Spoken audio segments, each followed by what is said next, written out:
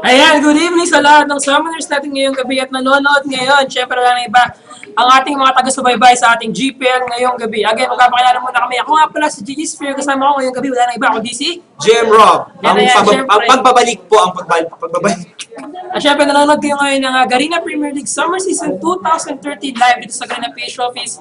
Laban ngayon ng Manila Eagles versus the AHQ Esports Club. So ayun, papakilala mo natin lahat ang ating lineup for tonight. So we have the Manila Eagles dito, si Emily Hate as their top lane, Emily PF, Emily Chok, Emily BIY, Emily Astarte sa kanilang lineup. So wala pa rin pagbabago dito. Ganoon naman sa AHQ, we have AHQ Prince, AHQ Lantier, AHQ Wester as the AP carry, AHQ Mr. Alvis as their ADR, and of course AHQ Green Tea for their support. Ayan, ito yung magandang laban na inaabangan ng lahat, knowing na itong AHQ ay hanggang ngayon, undefeated pa rin sa ating GPL. Yes. Sabi nga nila, pag AHQ, expect new, di ba?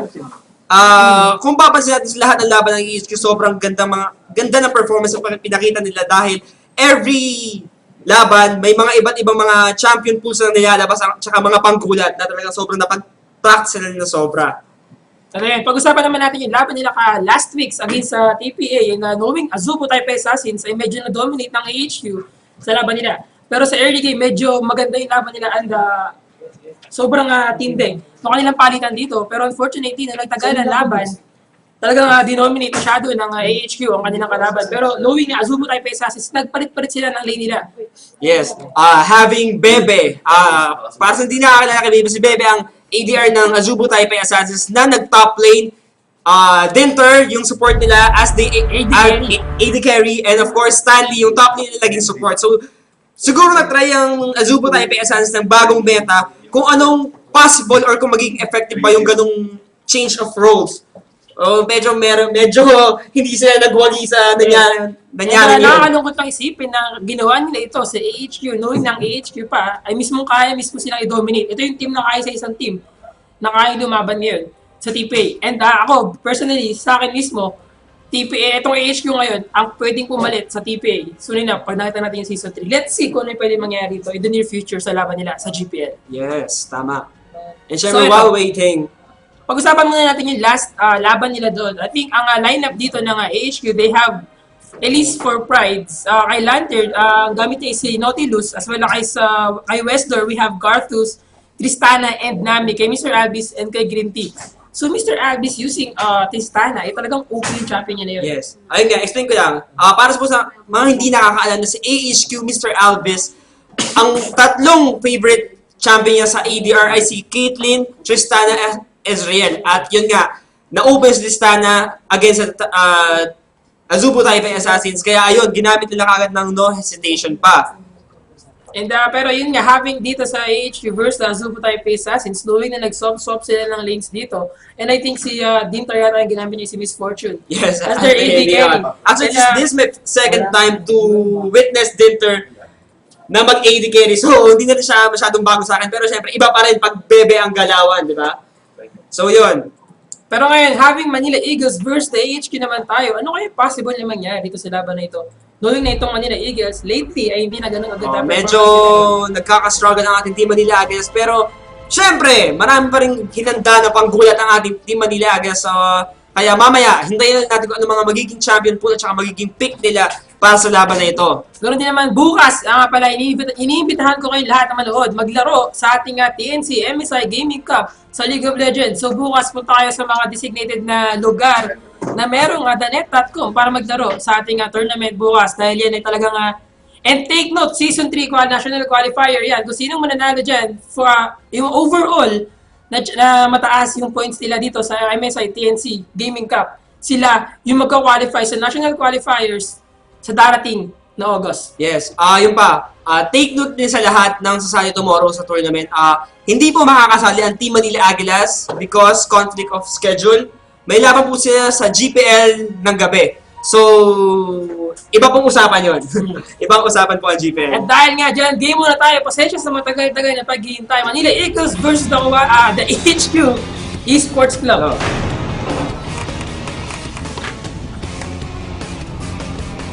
At eto na nga ba sinasabi ko, first ban nila dito, si Zed, Elise, Blitzcrank, Rise. Para sa AHQ, we have the Wala na naman pwedeng itanong dito. Blitzcrank ni Blitzcrank. Astarte. Talagang halos lahat ng team ayaw na talagang paggamit yung Blitzcrank and Thresh ni Mr. Astarte. Alam naman nilang napaka game-changing once na nilabas ang Blitzcrank or pinakawalan in-open ang Blitzcrank ni Mr. Astarte. Pero last time, I think nakita natin dito na si Blitzcrank ay hindi ganun na naging effective para sa Manila Eagles dahil nga I think medyo hindi ganun kaganda yung naging team composition. Team composition nila for Blitzcrank. Pero let's see ngayon, nang kinuha nila as their first pick ay si Jace. Para dito, probably I think itong si Jace ay wala na iba kundi kay Emily Chok. Pero syempre nakikita ko rin naman mag-J si Emily Haight. Pero depende siguro ang magiging pag-adjust ng role sa mga darating pang picks. Pero habang pinapanood natin ang kanilang mga picking phase, we have wow! Itong si Evelyn and Jarvan as their first two picks. Let's see kung ilalaki nila itong si Evelyn. Evelyn, one of the champion na talagang mahirap pagdating sa crowd control dahil ang nagagawa niya dito na once na mapili siya dito, kung siya man yung pipilian dito ng HQ, kung makapas naalala mo ba yung Diamond na Evelyn ni Diamond dun sa LCS? Respect tayo kay Diamond Prox. Yes, respect tayo dyan, Diamond din. Yun. And syempre, lately add ko lang dito yung excuse me, yung Ash na blue Ash na ginagawa dito ng sa LCS din. Yes, like ginagawa mo, Blue Ash. Meron siyang tier, meron siyang Spirit of the Elder Lizard. At yung kanyang Ionian Boots, sobrang effective pagdating sa spam niya. Dahil nga yung kanyang Speed Arrow, yung kanyang second skill, ay magbibigay ng advantage sa kanilang team na pang spam niya lang, yung slow niya at yung damage niya sa kanyang kalaban ay talagang napaka-effective para doon kay Ash. Pero knowing na kinuha niya na ngayon ay si Vayne, I think malaking tulong itong si Vayne pagdating sa mga team fight dito, lalo-lalo na sa late game. Super late carry itong si Vayne. So pwede siyang gamitin as their the mighty champion dito dahil pagdating ng late game, nagpatuloy-tuloy na nag-snowball itong si Vayne. Sabi nga nila, di ba, pag may Vayne sa kalaban or kunyari kung sino makakuha sa Vayne at sobrang na-farm up sobra, talagang magtago-tago ka na kahit saan, uubusin kayo niyan. Pero we have naman dito sa Manila Eagles, we have Caitlyn and Nunu as their champions dito. So probably bottom lane dito ay sobrang mag-i-snowball and hindi sila ganun na magiging aggressive sa kanilang lineup dito. Yun. Para sa mga hindi po nakapanood ng laban ng Team Manila Eagles last week, talagang ginamit ni Emily BYY si Caitlyn sa 2 games na yon. So talagang medyo sa first game, nag-dominate, talagang buhat na buhat ni Mr. BYY, pero unfortunately, dito sa second game, medyo minalas-malas tayo, kaya natalo tayo. So yun, kailangan nilang maging alerto ngayon, kaya BYY having Caitlyn na naman ngayong gabi, dahil nga last, dahil sinabi mo, sobrang nag-snowball yung kanyang Caitlyn sa first early double kill niya, at nagpatuloy ito ng naibigay sa kanya ng advantage against I think kay Varus yata yun. And talagang sobrang dominated itong Kuala Lumpur Hunters dahil dito sa Caitlyn ni BYY. And syempre para sa HQ Esports Club, HQ Westor pick Cartus. Para po sa mga hindi nakakaalam, si Westor ay isa sa pinakamagagaling mag-Cartus at one of his favorite champion na, well, pinakawalan nyo ako, so akin na to. Tatandaan mo to, Gemrab, having Cartus and Jarvan as sa kanilang lineup dito, sobrang aray ko po ang kanilang crowd control dito. Talagang magbibigay sa kanila ng pressure sa Manila Eagles kapag nagpatuloy yung ganitong klase ng lineup nila. And I think kung sino man yung champion sino yung last 2 picks nitong Manila Eagles, ay possible na gawin nilang key sa pag-dominate sa dalawang champion na ito. Kasi pag Jarvan, Cartus ito, kita mo naman yung cataclysm niya, yung kanyang knock-up damage, yung kanyang Dragon Strike, and the Magic Standard, plus yung Leeways nitong si Cartus, plus yung kanyang Requiem, idagdag mo pa yung SS nitong paano siya? Zyra. Yes, yun, si Zyra. Sorry, nakalimutan ako. Pero yun nga, si Zyra, yung kanyang SS as a sport champion dito is very effective. Kahit sabi mo wala siyang AP, yung laki ng AOE niya dito, sa bibigay sa kanila ng advantage kapag nagkaroon ng team fight dito versus the Manila Eagles. We have naman dito, Fiddlesticks and Udir sa Manila Eagles. Yes, hindi natin ako na magiging adjustments sa Team Manila Eagles. Nilaki na Grabe ito mga Sona kaibigan. and Fiddlesticks. Yes, so far, I think magkakaroon dito ng labanan sa top lane. Fiddlesticks versus dito sa kung sino man magiging last pick ng AHQ. So, hindi ko pa gaano nakikita kung ano yung pwede mangyari dito. Pero Emily Haight, nakikita ko na gumagamit siya ng Fiddlesticks sa top lane. So, let's see kung ano yung pwede niyang gawin dito versus kung sino man yung champion na gagamitin ng AHQ. panglaban sa kanyang champion. Ayun. GG Sphere, dagdag ko lang doon sa crowd control na sinasabi natin kanina, na yun nga, sa cataclysm ni Jorvan, plus yung ultimate ni Mahiwagang Bulaklak, bubuka ang bulaklak ni Zyra, sobrang nakakainis. At ano kayang pwedeng gawin natin Manila Eagles para maiwasan yung double ultimate combo na yun? Which is sobrang sakit. I think ang pwede gawin dito ng Manila Eagles, kapag naunahan nila mag-initiate ang kanilang kalaban, take to the kanilang champion dito, having itong si Fiddlesticks, take note, mukhang mag-mid ngayon si Fiddlesticks, itong si Chok ang gagamit kay Fiddlesticks. So kapag nagkaroon dito, ginamit yung kanyang fear, no? Medyo natural ngayon ang Manila Eagles. Siguro ano yun, strategy yun. Para siguro sa mga rules and masters, para magkatansyahan ng nilalaman ng saloobin. Pero take note, tandaan mo ito nga, GM Rob, kapag itong si Fiddlesticks ay sobrang lumamang sa level sa kanilang kalaban, yung kanyang fear, yung kanyang silence dito ay sobrang aray ko po. Dahil babaliw ang champion mo dito kapag nagkasalubong kayo ni Fiddlesticks at kapag sinabayan ka ng champion na ito, yung pressure na kaya niya ibigay sa kahit na sinong champion ng AHQ dito ay sobrang effective. At kapag naunahan na mag-initiate itong si Fiddlesticks sa kahit na sinong champion dito ng AHQ, sigurado kaya nilang manalo, kaya nilang makapitas na isang champion dito at kaya nilang mag-dominate sa isang team fight. And yun, syempre, GG Sphere, yun nga, this is the first time I saw Emily Hate use Fiddlesticks as top lane. So, nakaka-excite kung anong pwede niyang ma-contribute sa laro.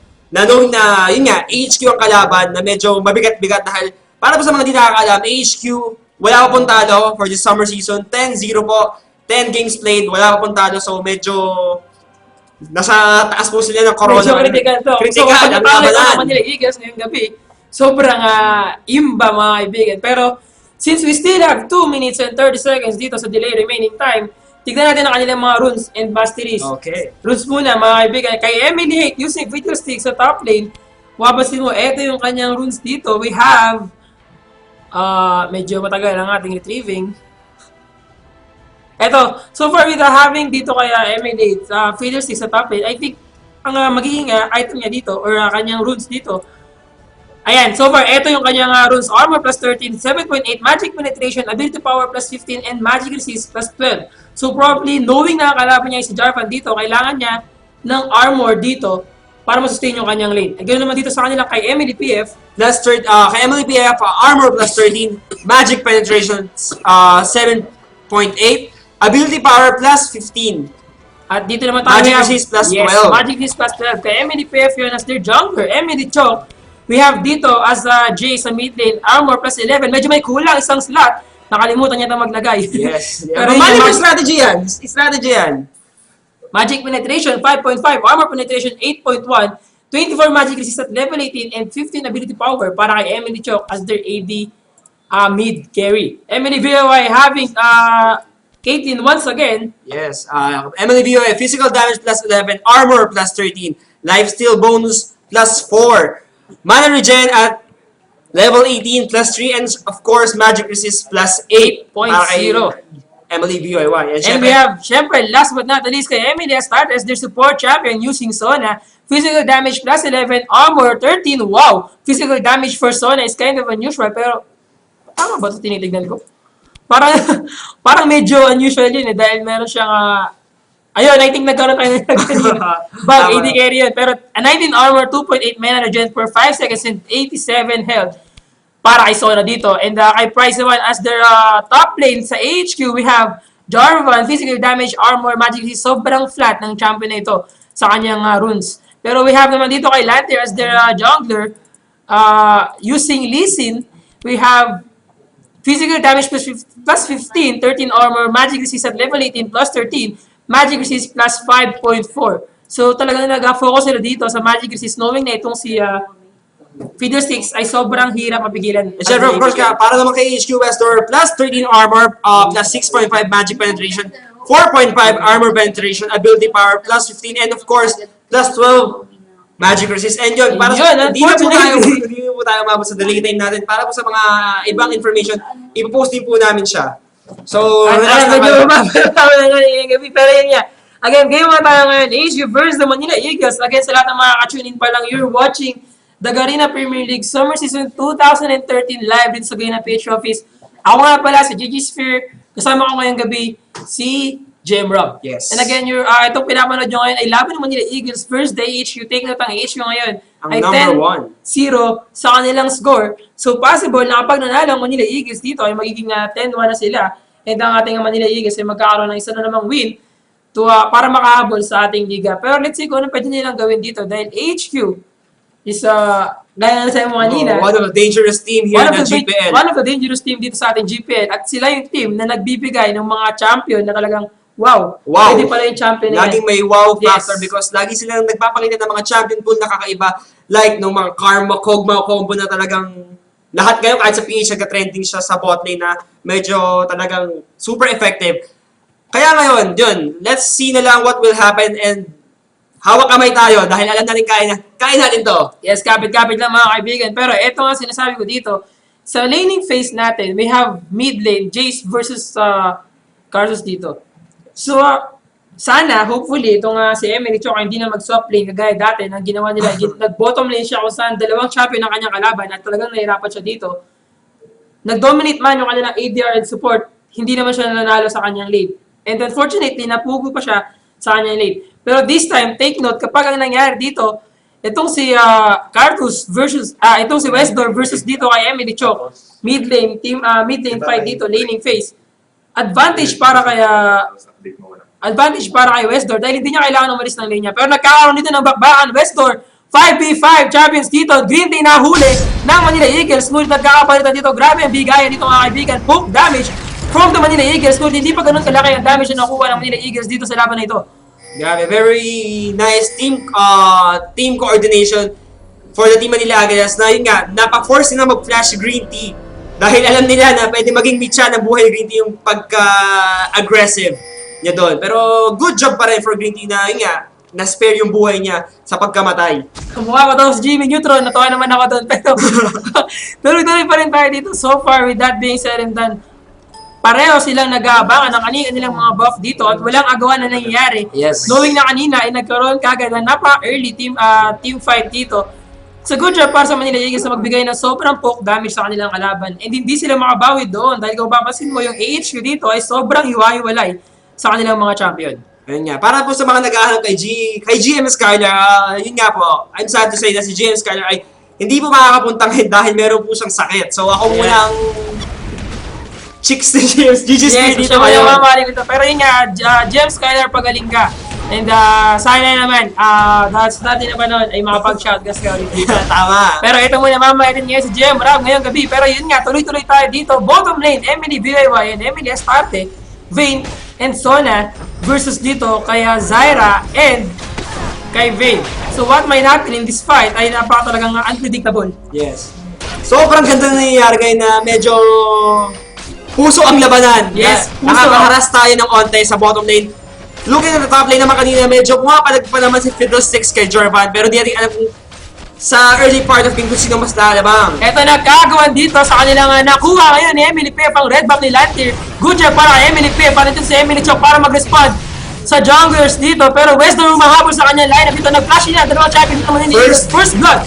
Good job, Emily Chok at Emily PF. Ang ganda ng play na yun na pagka-invade ni Emily PF ng red buff ni Lee Sin. Yes, at ito na mangyayari dito. Westdoor nagkasalubong dito. Emily PF hindi tumama ang Dragon Strike. At yung Masha Standard dito ni Jarvan. Pero Westdoor nanganib ang kanyang buhay. Emily Chok habulin mo ba si Westdoor. Westdoor use this third skill para matapo dito. Pero yun niya, kahit namatay siya dito, ay kaya pa rin niya magbigay ng poke damage sa kanyang kalaban.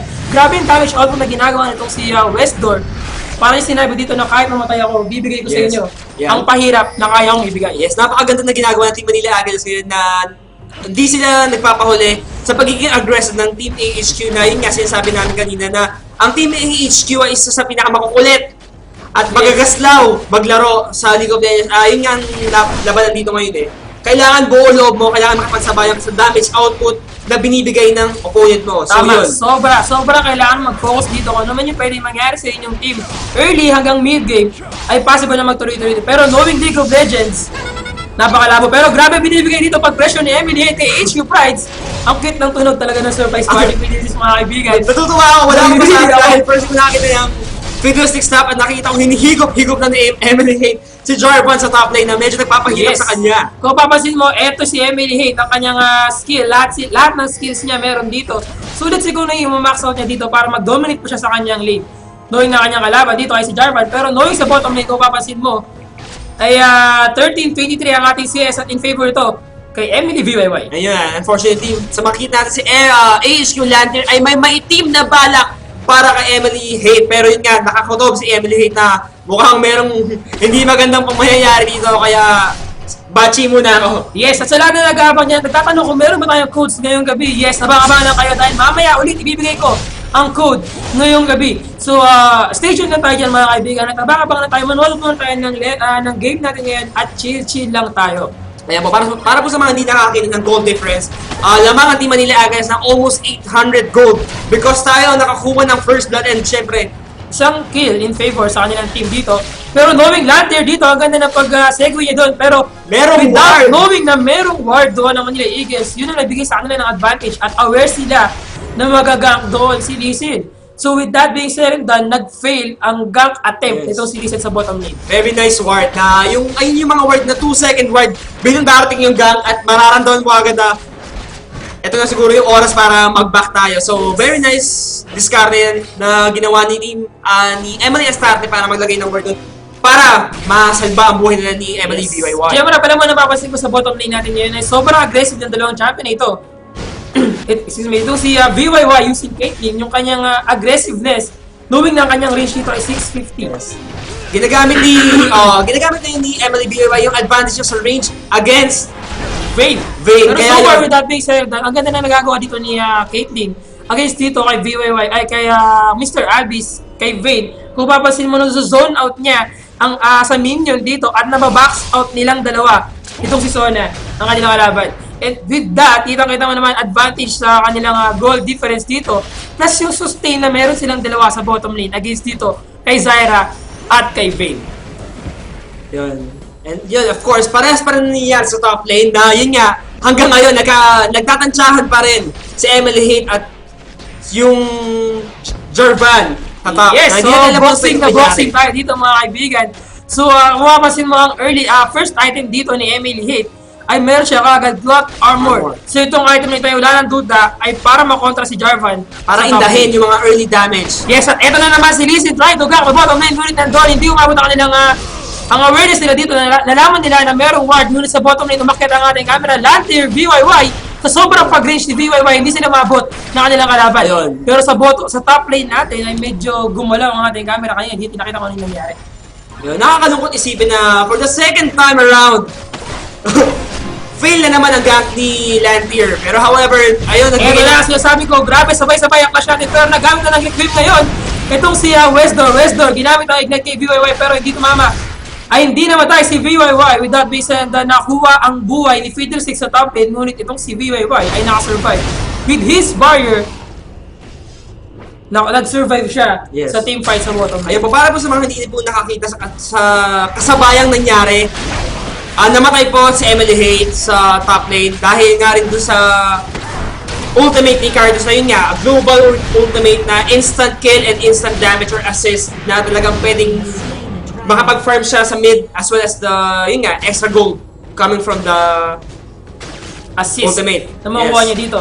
Pero yun nga, dahil sa mga pangyayaring yun, nakuha nila kaagad ang dragon dito in an 8-minute mark pa lamang, nakuha nila kaagad ang dragon sa laban na ito. Grabe. Ang bilis dahil nga sa Dragon, medyo lumamang ang Team HQ ng almost 1k gold. Pero sana naman wag na masyadong tumobo yung gold difference ng HQ sa Team Manila Eagles. So kapag nagpatuloy na ganito ang nangyayari dito against sa Manila Eagles, mahihirapan sila makabawi dito. Take note. Yun, yun nga, looking at the CS of a Fiddlesticks compared to Jarvan, medyo lamang ng almost 11 CSC Jarvan plus 1 kill. So medyo makatikat ito si Jarvan na to. Yes, so kahit maganda yung performance ng Manila Eagles kanina sa early game, kung mapapansin mo sa gold bank natin, kay Jarvan na pupunta halos, ay dito kay Cartus, kay Jarvan as well, yung kanilang mga gold dito. Pero pag nagkaroon dito ng team fight, I think, advantage para dito sa ASU. At kaya na kailangan na iwasin ngayon ng Manila Eagles sa early team fight. So nakita natin, grabe ang damage ng buhay ni Emily VYY. Buti na lang may Sona para kahit pa i-sustain siya. But I don't think na Makaligtas dito si BYY kay Mr. Radis. Pero yan ang essence na ginawa ngayon ni Green Tea para dito kay Emily Stardy. Emily Stardy goes down. Grabe yung pag-pressure na ginagawa ng bottom lane natin ngayon against kay BYY. At dito kay Astarte. Gaya nga na sinasabi namin kanina, kahit lumamang sa farm ang Team Manila Eagles sa bottom lane, iba pa rin ang ginawang performance o gulang ng Team AHQ para mapatay si BYY at si Astarte. Sobrang naging aggressive, and yun nga, naipit na naman si MVPF goes down once again dito sa jungle natin at trying to steal yung red buff ng HQ. Unfortunately, hindi naman siya ganun na nag-succeed sa kanyang plano. And at this point of time, medyo nakakabawing muli ang AHQ sa kanilang mga laban kanina. So, early, wala pa tayong mid-game phase dito so far. Yes. Medyo yun nga, lumalamang na ng onti sa goal, at yun nga, Hindi, medyo ito mga kaibigan, kalaklisin at sipag. Galing ko kayo natin. Grabe. Sinamantala ng dalawang AD ang lambot ni Fiddlesticks sa top lane to get the kill, and yun napaka-feeling ko medyo wrong move yung ginawa ni Emily Hito. Nag-advance na onti to take the ward na hindi niya alam na nandun si Lee Sin. Pero good job sa team coordination ni HQ Price at Milante dito. At talagang napakaganda ng ginawa nila doon pag combo. No, wala na talagang secure, wala na takbo. Ito kanilang kalaban. And of course, yun nga, para po sa mga hindi nakakita, AHQ, nakuha yung first top turret ng Team Manila Eagles na medyo magpapahirap sa kanila dito at magpapasikip ng kanilang mapa. So, let's see what will happen. At nakuha ngayon ng bottom lane natin, Emily VYY and Emily Astarte, ang first tier turret sa bottom lane. Yun, ano kaya magiging adjustments ng Team Manila Eagles para sa mga pagkakataong ito na medyo lumalamang na sa gold ang AHQ sa bottom lane? Yes, knowing na kanina ay nakakuha ng isang kill at isang assist itong si Mr. Albis sa bottom lane, we have to take note na lamang pa rin sa CS itong si VYY against dito kay Mr. Albis. And yun ang kailangan nating isaalang-alang dito na kapag nagpatuloy na nag-snowball ulit si Caitlyn sa laban na ito, kaya niyang mag-dominate against dito kay Vay. So let's see what will happen sa late game. Paano yun po sa mga hindi nakakakita? Medyo nagkaka-item na yung Jarvan at napakasakit na item having the Brutalizer and of course the Giant's Belt na medyo makunat na tong ano natin na to. Yes, Kawad. Bataan natin dito. Bataan natin dito. Take note, itong Giant's Belt na ito medyo 4 na bar sa yung buhay ang nadagdag dito. Pero natin na nga ba kanyang buhay, pinasok kayo ni Chok. Chok hindi na nag-attempt at nag-disengage dito. Emily VYY, pinasok kayo ni Price. Grabe na naman ang Requiem galing dito kay Western, pero napakagandang pag-caliber net palayo. Ngunit unfortunately, napakagandang performance din galing dito kay Price para mahabol si VYY. Okay sana yung pagtakas niya pero hindi nga lang masyadong advance yung utak ni Jarvan para mag-flash in to get the kill. Siyempre para lahat ng nabuhos na skill, hindi naman masayang, di ba? Yes, nakakalungkot na isipin na medyo nahuli siya doon at wala siyang ward to gain an advantage sa kanyang kalaban. Naiwan pa siya dito ni Astarte, pero nahuli ngayon si Emily Chok dito kay HQ Lantier. And so far, nag-aabang si Green Tea sa bottom lane. Ito nga pa sinasabi ko, nahuli naman si Emily PFSS galing dito kay Green Tea. Pero nangyari mabuhay ni Emily. Ito na kaya gagawin ni Emily. Ignited ngayon siya mga kaibigan, pero nag-SS siya para mahabol si Mr. Albis. Unfortunately, hindi na mahabol ngayon si Mr. Albis. Mr. Albis napakagandang micro skill sa kanyang ginagawa dito kay Emily PF. Emily PF, take note, meron dyan ward kaibigan at hindi ka makatakbo. Hindi mo magagamit ang micro mo dyan sa gilid yan. Pero eto ngayon si Emily Chok. Emily Chok use yung kanyang acceleration gate shockwave combo para habulin ngayon si Vayne. Good job pa dito kay Emily Chok na makakuha ng isang kill pambawi sa mga nangyari sa bottom lane. And syempre, respeto tayo kay Mr. Albis sa ginawa niyang pag-counter sa Ununo's ultimate na imbis na iputok na lang, bigla niya tinulak sa pader para makancel to get the double kill sa bottom lane. With that being said, doon 1-2 na ang score natin pagdating sa tower advantage dito at in favor ito sa AHQ. At kapag nakuha nila itong mid turret, second tier turret dito ng Manila Eagles, 3 na ang kanilang advantage dito. 1-3 at 1 sa Manila Eagles, 3 para sa HQ ang nakukuha nila ng turrets dito. Good job para sa HQ sa pag-dominate ng early game. So far, malapit na tayo sa mid-gaming phase. What might happen in this fight ay nakadepende sa kung paano ang gagawing discarte ng Manila Eagles sa pag-farm at pag-secure ng bawat member nila dito. Dahil take note, pagdating sa mapa, ito yung mapa ngayon ng Manila Eagles. Hindi ganun kaliwanag at medyo focus sila ngayon sa pagde-defend ng kanilang jungler at medyo konting papel dito para sa kanilang pagbabantay ng bawat base dito. At ito naman sa AHQ, masyadong maliwanag ang kanilang buhay dito at medyo aggressive ang kanilang wardings dito. Talagang napaka-effective talaga ng ano dito no? Ng Purple Vision Ward kaysa sa... Halos hindi na nga masyadong ginagamit yung Oracle ngayon dahil ang Oracle I think 5 minutes na lang siya. Pero mas marami kang pink ward, mas buhay ang marami ko.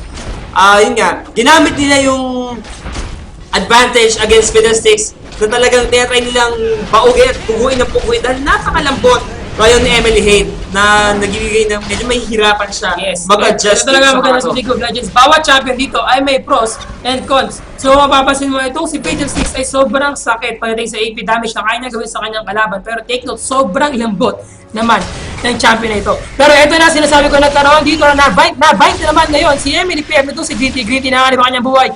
Ngunit ginamit ngayon ni Mr. Abby sa kanyang stun para makalayo.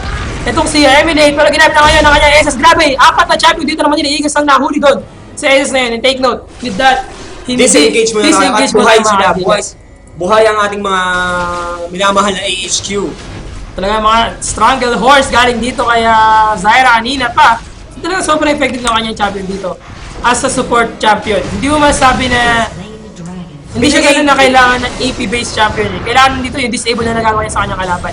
Pero grabe yung book na binibigay ni Westnor sa kanyang kalaban dito sa Manila Eagles. Emily Chok and Emily Pep receiving so much high damage dito, burst damage galing sa kanilang kalaban. Pero Westnor naipit dito. At dahil nga doon, mukhang nanganganib pa ang buhay ni Emily Chok ay sosag mga kaibigan. Westnor is in killing spree na. At na-shutdown ngayon ni BYY. Itong si Westnor, ayan ang LS galing dito. Kaya grabe kasi ito mga kaibigan galing kay Stante and Vayne goes down. With that being said na naipit dito si Lantier at si Green Tea. Shutdown na ngayon si Vayne. And with that being said na nahuli ngayon ni BYY si Green Tea. Green Tea goes down and BYY got another kill dito. At kapag nagpatuloy yung ganong klase ng teamfight dito, mga advantage dito para sa Manila Eagles. At nahuli ngayon ni Pride si BYY. BYY na nga ba kanyang buhay. Ginamit na kanyang caliber net. Ngunit ayun ang napakasakit na pangyayari. Ayun, sa clash na yun, wala pa si Jarvan doon. It's 5 against 4, but yun nga, kung pag sumama na si Jarvan, talagang malaki na possibility medyo may hirapan sa dahil sa tankiness na kayang ibigay ni Jarvan sa buong AHQ having 4-0. Wala pa po siyang lahat ng kills, lahat ng goals na pupunta po kay Jarvan. So, yung damage dealt na kaya niya ibigay, talagang sobrang sakit na. Mapa kay VYY or mapa kay Emily Hates. So, alam mo maganda dito, GM Rap, sa mga pangyayaring ito is yung damage output na ginagawa ni Westor sa kanyang kalaban ay sobrang talagang dominating ang kanyang AP dito. Kung mapapansin mo sa item pa lang niya, meron siyang Rabadons, Death Gap dito, at yung kanyang Road of Ages dito, is sobrang laking damage output na kanya gawin sa kanyang kalaban. Ay nga yung masakit. And yung AO skills niya, kung mapapansin mo kanina, si Emily PF at si Emily Chok ay pinagsabay pa niya, mga kaibigan, at dahil nga doon, nag-dominate pa siya. At kahit mamatay siya dito, wala siyang pake dahil kaya niya magbigay pa rin ng damage sa kanyang kalaban bago siya tuluyang mawala sa Siyempre, mapa. of course, looking at the CS of Cartus, talagang consistent na sobrang lamang na lamang siya against Emily Chok. Ang masakit pa doon, nag-stay lang siya sa lane to get, tapos meron siyang assist, meron siyang kill. So talagang medyo tataba talaga siya ng tataba sa pag-stay lang sa isang linya. Yes. And take note, hindi ganun ka-effective dito ang poke damage na binibigay ni Emily Chok sa kanyang kalaban. Pero HQ Prize na nga, di ba kanyang buhay dito? Grabe yung pag-asim galing sa kanyang champion. At kita mo naman ng flying kick doon ni Lantier. Hindi umabot yung kanyang sipa. Very, very fast hands. Yes. Kita-kita siya naman kung gano'n na, papak! Papak, kaya dito, kaya Lantier. Ako hindi ko kaya yun. Masaya mo bagay yung mga daliri ko sa mga ganyang bagay. And kailangan ko nalagay ng persistent dito sa mga persistent, tsaka balance, tsaka motion puso at adinal. Pero yun nga, dahil dyan, yung mga champion dito naman nila Eagles ang kukunin ng first tier turret sa mid lane ng HQ. And yun, Team Manila Eagles get the first tier turret at the middle lane. Sana ito na yung maging pagkakataon at yun ang masakit. Emily goes down kahit dito ay kay Mr. Abyss. Pero dahil nga doon nahuli nga si Emily BY kasi magaling dito kay Emily Starry double kill. Mga kaibigan, si HQ West Door. At dahil nga dyan, ang Shockwave Acceleration Gate combo dito ni Emily Chok ay nagbibigay ng pressure sa kanilang kalaban. Ngunit Emily Pia ay naipit dito sa dalawang champion dito ng HQ. Emily Pia trying to escape with these 3 champions ng HQ at unstoppable na ngayon, si Pride. Yes, kung babalikan natin yung mga pangyayari kanina, sobrang medyo miscommunication coming from Team Manila Eagles na napakaraming wards ng HQ nakapalibot sa buong mapa na, of course, pagpasok ni Emily Hate sa pag-face check niya doon and Bulaga, Cartus and Vayne, ayun na, ang nagdikta ng kanyang buhay. Yes, at dahil yan mukhang libre dito, libre mga kaibigan, libre Baron. ang Baron para dito sa team ng AHQ. So kapag nagpatuloy yung laban na ito, probably pag nagkaroon na naman ng isa pang clash dito, mananalo na naman sila dito against sa Manila Eagles, knowing, ayan na, nahuli na naman ang fight dito, grabe damage shot na ganyan sila ginagawa kasakit. ng AHQ dito. At dahil doon, wala na akong duda dito na napaka-effective talaga nitong si Zaira as a support champion sa Manila Eagles, as a AHQ dito. And take note ko, papasin mo, kapag nakahuli ng kahit na sino champion, ang binds nitong si Zaira, sure kill para Sure dito kill. sa AHQ. Sabi nga Ang nila, kahit sabi nga nila sa GPL, HQ ngayon ay showtime kung tawagin. Wala silang laro na hindi na sila nagkapa-wow.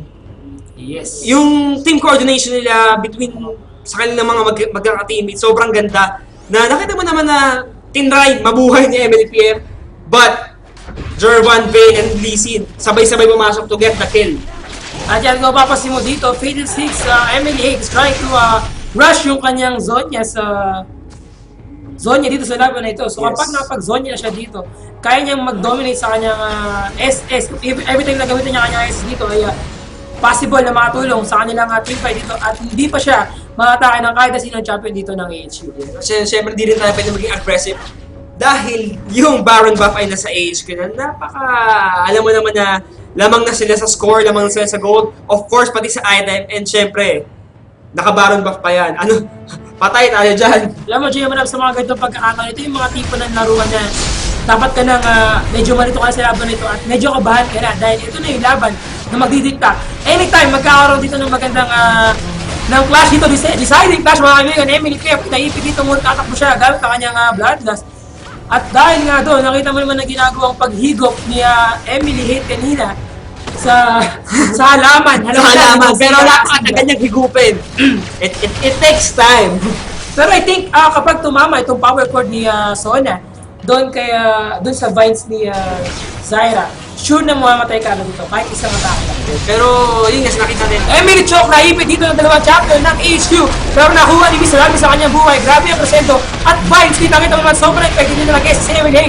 Ngunit hindi sa mata niya ginawa. Emily Villaway nakuha ang buhay ni Wester ngunit pinag-cream galing dito kay Wester at Emily Villaway ay nag-survive tayong nag-iisa dito sa laban ng HQ versus the Manila Eagles pero Villaway trying to save himself from what is about to happen sa kanyang buhay. Grabe ba? Grabe mga kaibigan.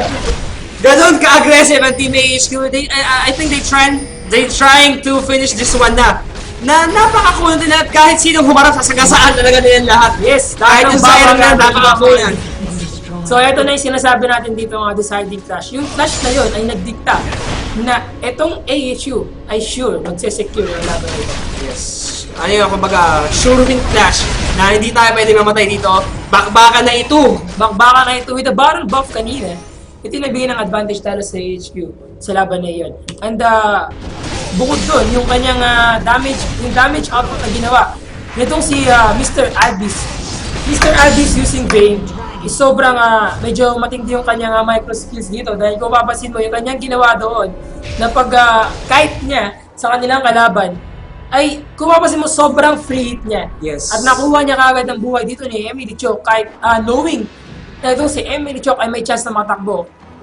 At nagamit pa ngayon ni Esnia Stapi yung kanyang crescendo dito, hindi pa rin sapat para ma-secure yung pagkaligtas na kanilang lineup dito for the Manila Eagles. And syempre, looking at Jarvan, medyo nagiging tanky Jarvan build na to at talagang kahit sinong pasukin niya sa any champion team Manila Eagles at talagang mapupunit. Yes, at dahil Diba? nga doon nagabang dito ang team ng Manila Eagles para pumitas ng isang champion. Pero I think kapag nahuli nila itong si Green Tea, possible na malamang mapatay nila kaagad doon si Green Tea. Pero let's see, Ang kapalit nun, apat na champion ng Apat na HQ dito champion. ay kaya magbigay sa kanila ng champion. ang re-rest back sa kanila. So tuloy-tuloy pa rin tayo ng laban dito. So far, gold bank tayo mga kaibigan. The score natin ngayon ay Kay Cartus napupunta ang halos karamihan ng gold dito. 11.3k na ang gold bank na napupunta sa kanya at advantage lalo na sa kanya as their AP Burst champion dito para sa AHQ. Kung mapasin mo, ang array ko po ini ang item ngayon ni Carlos dito. 7-3-5. So let's see kung ano yung ilan ang kanyang AP sa mga pagkakataong ito. Ayan, mapasin nyo, grabe 457 AP. Tatatak na talaga. Tatak dito kahit Tatak linis sariwa, na mga sabi nga kaibigan. niya. And ito na nga ba sinasabi ko, magkakaroon na naman dito, nakuha ngayon ng issue ang inhibitor sa bottom lane ng Manila Eagles. So, I think ito na yung magiging last clash nila pag talagang nag-initiate yung Manila Eagles para malay mo, makapitas sila ng isang maganda. Pero I think sa nakikita ko ngayon, medyo malabo-labo muna tayo dahil kahit sino mapitas sila dyan, ang rest back ng 4 at talagang lahat mahapde. Mapa jungle, mapa support, mapa ADR, top, lahat masakit. Yes. And take note as well, ang maganda kasi dito sa HQ, yung kanilang performance, individual, sa kanila mismo. Yes. Bawat isang player sa kanila ay meron kanilang play. So, possible na itong mga Kabisado na. going ng mga pro gamer itong mga HQ ngayon, ay kayang lumaban ng kahit anong role dito sa GPL. Kaya na mag-adjust na Yes. kahit anong role nila. Tiwala ako dyan. And I know, ganun ang kaya gawin ng HQ dito.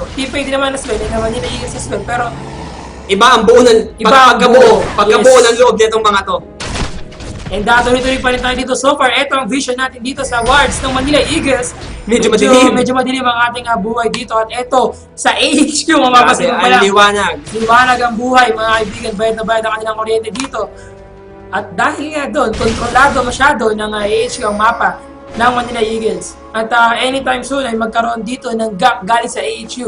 Pagpitas ng champion, makakapitas ka agad ang AHQ dito sa kahit na anong champion. Pero syempre saludo rin ako kay Green Tea having that early or oracle na habang umiikot-ikot siya, sobrang dami niyang words na nasira na nag-cause ng mga face checks ng Team Manila Eagles to get the kill. Syempre, yung nakita nga natin kanina kay Emily Hate na yun nga, dahil sa pagkawala ng mga words sila, yun, instant kill, di ba? Yes! At dahil nga sa mga pangyayari ito with the aura para dito kay Green Tea, Napakaliwanag. linis-linis muna tayo mga kaibigan. Napakaliwanag ng buhay at nagre-ready na ang Team AHQ for the next Baron. So, for me, parang kahit di na sila mag-Baron, kakayanin na eh.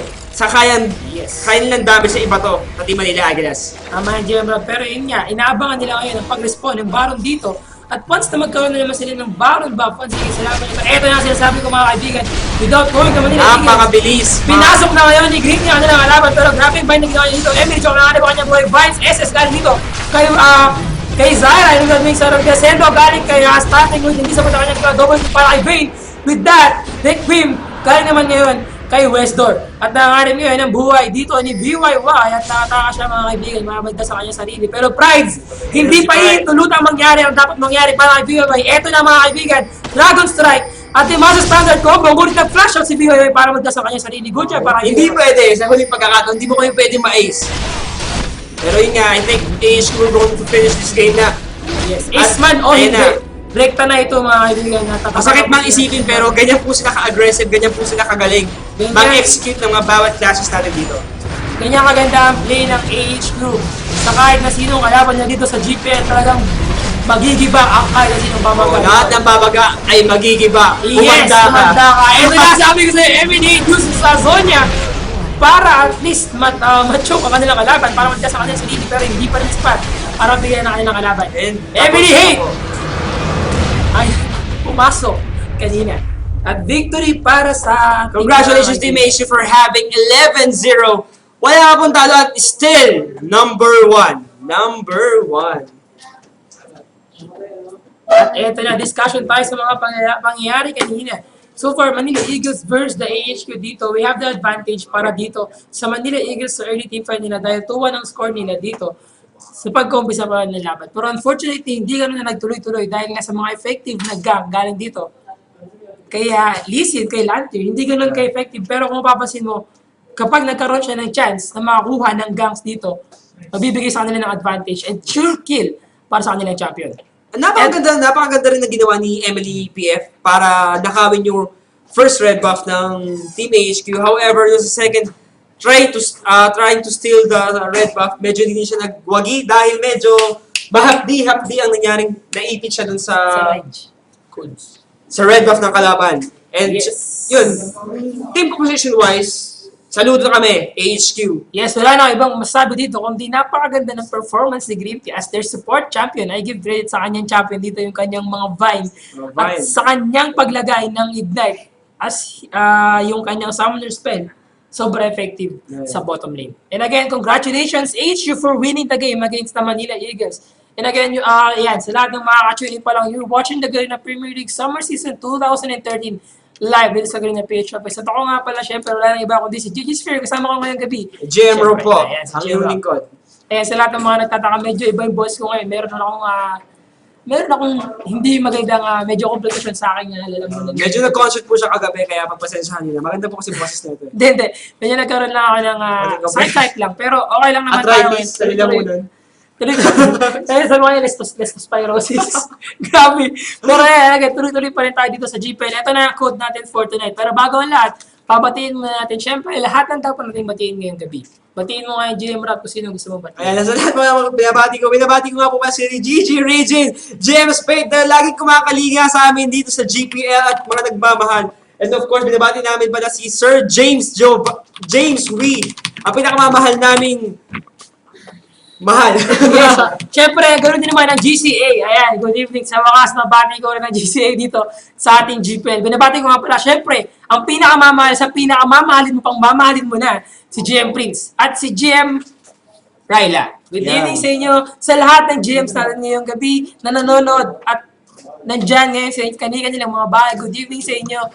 And, yes. Binabati din po namin yung Decipher sa Iloilo. Hello po sa mga lahat po nanonood dyan. Mabuhay!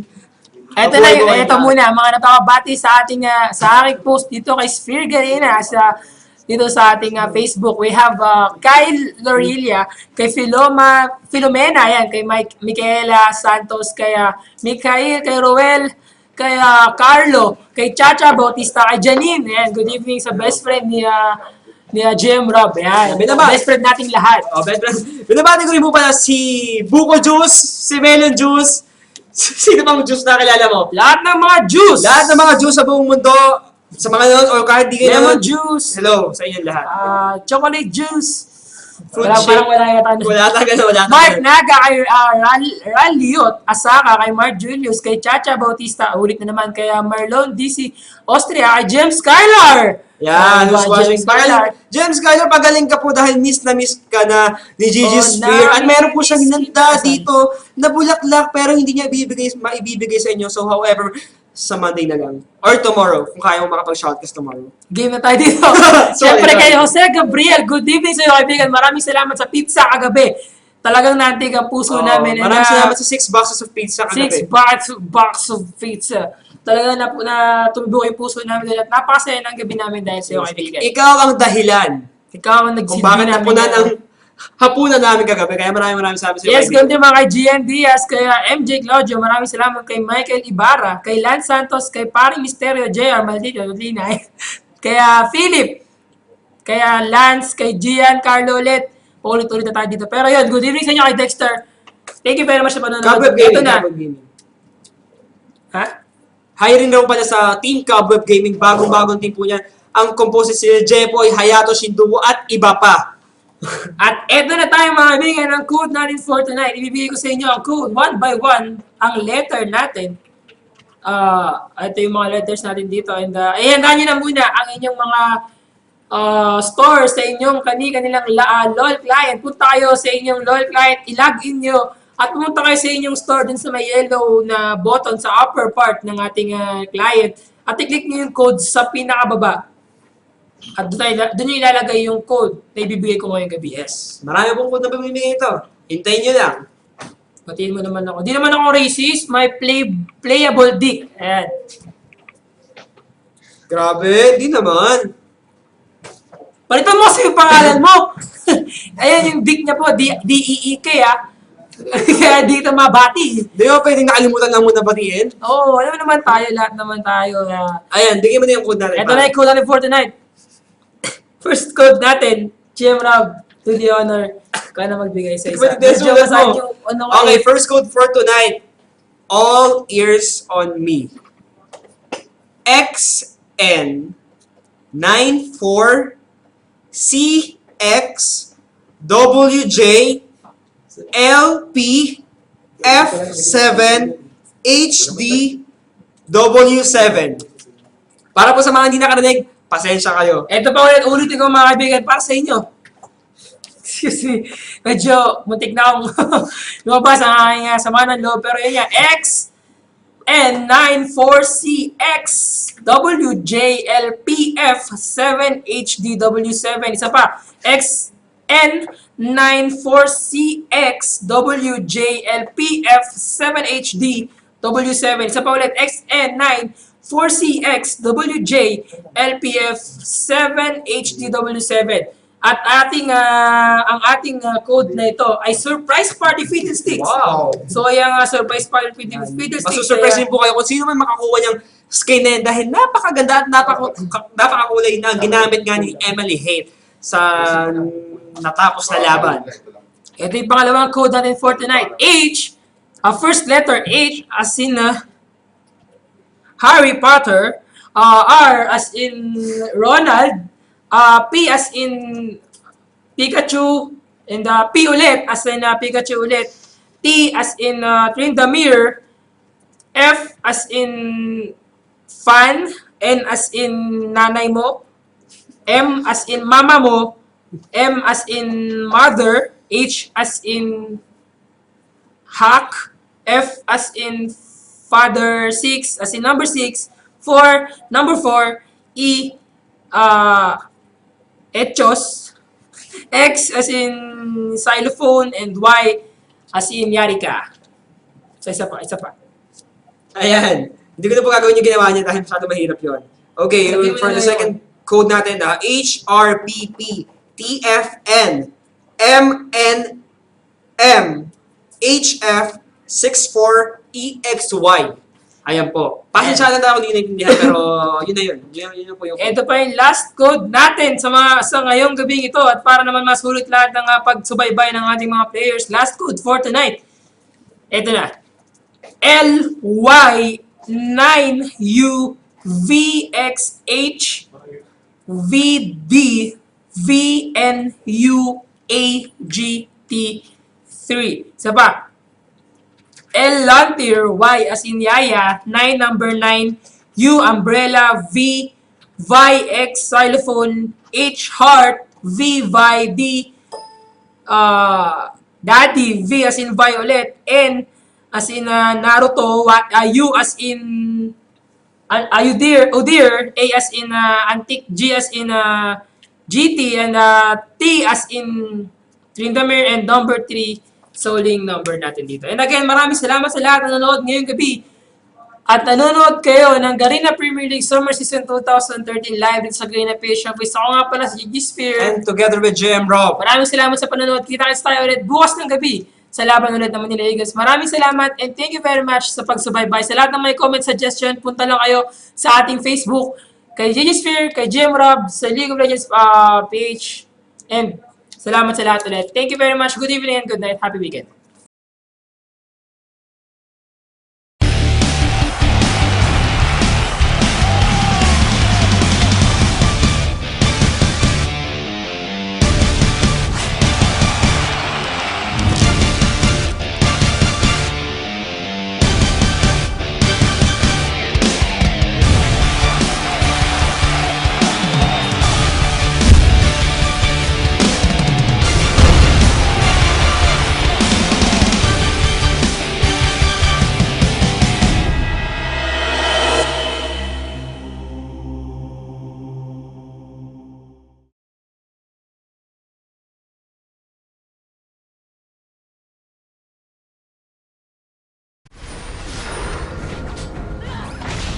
League of Legends is played in 5 vs 5 team combat. Each player controls an individual champion, using its unique abilities to aid allies and destroy enemies. Each team has a base filled with minions, turrets, and most importantly, the Nexus. The first team to push into the enemy base and destroy their Nexus wins the game. Players kill enemy minions, turrets, and champions to acquire gold and experience, growing stronger over the course of the match. Gold purchases powerful items, while experience allows a champion to level up and improve their special abilities. The scoreboard at the top of the screen shows you how many champion kills and how much gold each team has acquired. While these numbers are good indicators of how each team is performing, the only thing that matters is the destruction of the Nexus. No game is truly over until the final seconds.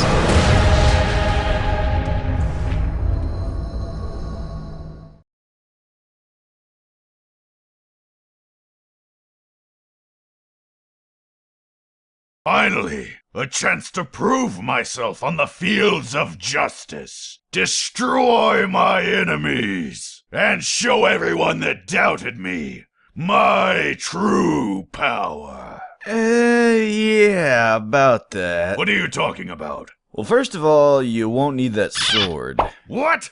How am I supposed to fight? You'll have this. Well, I guess I can use this to hit stuff. Oh, you won't use it for hitting. Well, then what? Moving on, you're gonna need a mighty hat. I mean, helmet. There we go. Are you sure about this? Yeah, no, you're right. Maybe a different hat. And also, you're gonna need a bigger beard. What? Yeah, gray isn't good. White wizards, dive warriors are much stronger. Now just one moment. You're also gonna need some better armor. I don't see anything wrong with my arm. Hey! What the hell is this? That's your new armor of the gods. Doesn't look like it. Well, it is. Now let's take a look at your masteries. No, there's nothing wrong with my master. Oh, there they go. Let's set them properly. Oh, God. And now your runes. No, really, I already set them. Oh, no. These are all wrong. Okay. Oh, looks good. No, stop. Oh. Only a couple of warrior marks, couple items, and you're all set. Now get out there and show 'em what you're made of, warrior. Fuck you.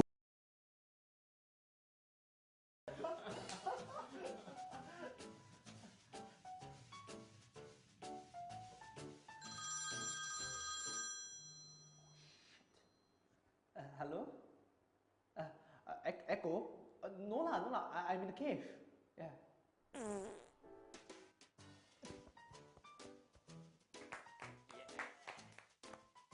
Woo! Awesome!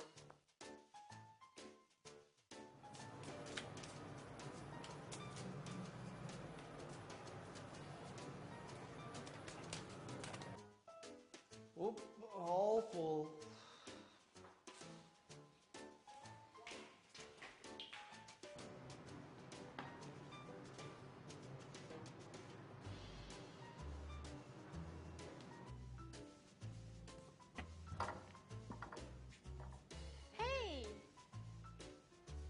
Bye-bye. See you tomorrow.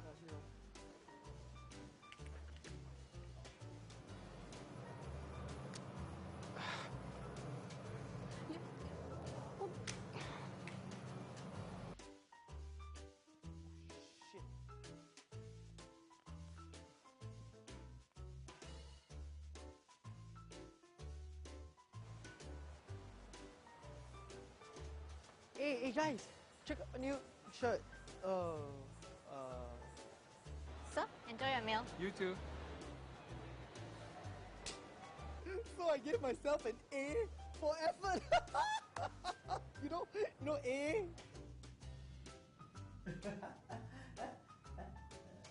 You get it, A, because me, no. Hey, Arena. Okay, sorry. Wow. Banana.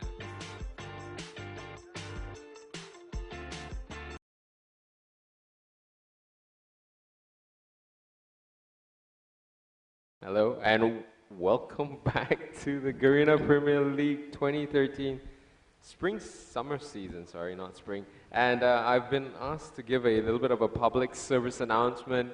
I know that the haze is still pretty bad here in Singapore, so we've actually arranged for an event here in Singapore where you guys can help give out some masks to kind of like diminish the effects of the haze. So M-Star, we're launching a new game, M-Star. So the M-Star team at Garena has actually chosen to host this event where you guys can register and give out some free masks to people out there. It's taking place tomorrow at 2 to 5 p.m. You can go to the M-Star online Facebook page for the details on how to get in on that. You just have to register and then you can help give out some free masks. I think it's a really good way to help people out there. Now that the haze is pretty bad, there's also a shortage of masks, so I think this is going to be something that's great. But back to what's happening here tonight, we have a KLH versus Singapore Sentinels match coming up right now. I think this is going to be pretty exciting. What are your thoughts? Yep, it's going to be very exciting because KLH just beat TPA, but they did lose to MLE the next day. So Right, yeah, that was crazy. I mean, you beat like one of the top teams last season, and then right after that you kind of But it just shows that KLH are good enough to beat the very best teams in the world. They just need to be consistent about it. I think that's something that a lot of teams have an issue with, is consistency. So we are heading into the picks and bans, and yeah, I mean, a lot of the teams have the mechanical skills and the strategy to do it, but they just cannot do it at a consistent level. It's like the mechanics is where they fail in consistency. Yep. And we are going to see Elise getting banned here, so they don't want Tofu on that champion of his. He's been playing that a lot. What are the bans that you foresee coming out here onto KLH? We'll ban Trash against them. Right. That's their first pick. And then we'll follow that with Shen as well. Yep. Is Twisted Fate going to be another priority there? I mean, you guys have this tendency to ban out Twisted Fate and Shen like almost all the time. The Taiwanese people have the commentator has said that they sort of understand why we keep banning the globals. It's because we are a very aggressive team. So when opponents have globals against us, it sort of sets us back because they are able to like counter gang and stop our aggressiveness. Right. So by banning them out, it saves us the trouble and everything becomes a bit more predictable. Right. It definitely is. It's very different when you have to play against a team with globals. You have to play a lot more cautiously, and you have to always play with the thought of an opponent coming in to help in the back of your mind. Caitlyn and Varus getting banned out there. That's a bit surprising. I mean, you don't normally see ADCs get banned out. They're trying to do what SAJ did, I think. I think they might first pick Astral Right. to like keep Chorwei off his most comfortable ADCs. I think that would probably be the most likely thing that they're going to do. What ADCs is that going to leave Chowie with? He still has... Oh, no, they actually leave Ezreal open to him. So if you're going to beat Jace first, we're probably going to go ahead with Malphite. So, because HY has played a lot of Malphite, and Malphite directly counters Jace. So, yep, there you go. Right. So, as in the mid lane, right? Yep. It's pretty tough for Jace to burn through all of that armor. It's not about the mid lane or not, it's just that the Jace can go whichever lane, and Malphite will just follow him. So, Right. and in team fight, because no Malphite just knock out the Jace, and that's the end of it. So we saw Aatrox being hovered on there, but obviously not going to get picked up. Like you predicted, Chowie went straight for that Ezreal. I'm kind of surprised as well that they didn't deny him Ezreal. I mean, you take out Caitlyn and Varus, but you still let him pick Ezreal. Then the bans on Caitlyn and Varus were kind of pointless. Well, I'm trying to think from a tactical point of view. It could be because they understand that Caitlyn and Varus pushes towers very quickly, so maybe they're trying to prevent that from happening. Right, so you guys went for a ban on Kennen, and that left Twisted Fate open. I suppose HY is confident in the sense that he did tell me that he will pick this counter against TF if TF is picked. So we'll see if it's locked in before I'll tell the guys what HY will pick. Right, so on the other hand, KLH is still deciding on those two next champions that they have. So they changed it away and going to pay Rise on Goldens, which is pretty much his most comfortable AP. Right. I think, yeah, that Rise pickup is always a very solid one. He does a lot of damage in the late game. There's very few champions out there that can actually deal with Rise one-on-one or, you know, just in the late game, deal as much burst damage as he can. He can even AoE that damage when he has his ult up. So Rise just a very, very powerful pick there for KLH. Now SGS waiting for their next couple of picks. In terms of supports, there aren't that many choices left open. I suppose Nami, Janna are out there. We've got Zyra as well. So going for the Zyra there, as well as the Gragas. Gragas, you guys have been playing a lot of jungle Gragas. What do you like about that champion? The main thing about how the Gragas jungle came about and why we keep using it so frequently is because we have come across teams that has been trying to play to the meta of putting the jungle and going down to the bottom lane to 3v2 the bottom lane and get down the tower ASAP. So if you play junglers like Lee Sin, we won't be able to push out the minions and our tower will go down quite quickly. So we pick a Gragas which is able to clear minions, and from there we're able to tide over, and towards the mid and late game, Gragas out is, his displacement is just that powerful in the game. Right, I mean that utility doesn't really depend on your ability power. You don't have to build items on Gragas for his ult to still be very useful in the fights. The other thing is that, yeah, I kind of noticed that, you know, when Hallelujah has been countering those 3v2 lanes or 3v1 lanes where they try to take out the turret early, the Gragas pick with the blue buff is actually pretty good at clearing up the wave. Definitely better than Lee Sin. We're going to see the final two pickups here for KLH. They're going to go with Graves and Lee Sin. What do you think? What do you think about their lineup right now? What are they aiming at? I think their champions are a mixture of single target, burst, and CC, so it looks pretty good on the KLH side. So once again, it's a matter of whether they are to tie down the mechanics and make sure that they don't make as many mistakes as MLE in the previous game. Right. So they could easily swap up Rise and Jace here at the top and mid. I think that is still up in the air. We're looking at the top lane here, still unpicked for the Singapore Sentinels. Probably not going to go with Fiora. No, definitely not. I think the last time we saw Fiora in the game was when QTV played it, and I think he went like double Tiamat. You remember that? I remember that. And actually there was, I can't remember was it on GPL, but his Fiora did rape Tofu, sort of. Like, Tofu went 0-4 against his Fiora. Right, I remember that match. But I think late game it didn't work out quite as well. Yep. So yeah, we've got Tofu now jumping in on that Akali most likely. I don't think I've seen HY play Akali, so they should be swapping that up.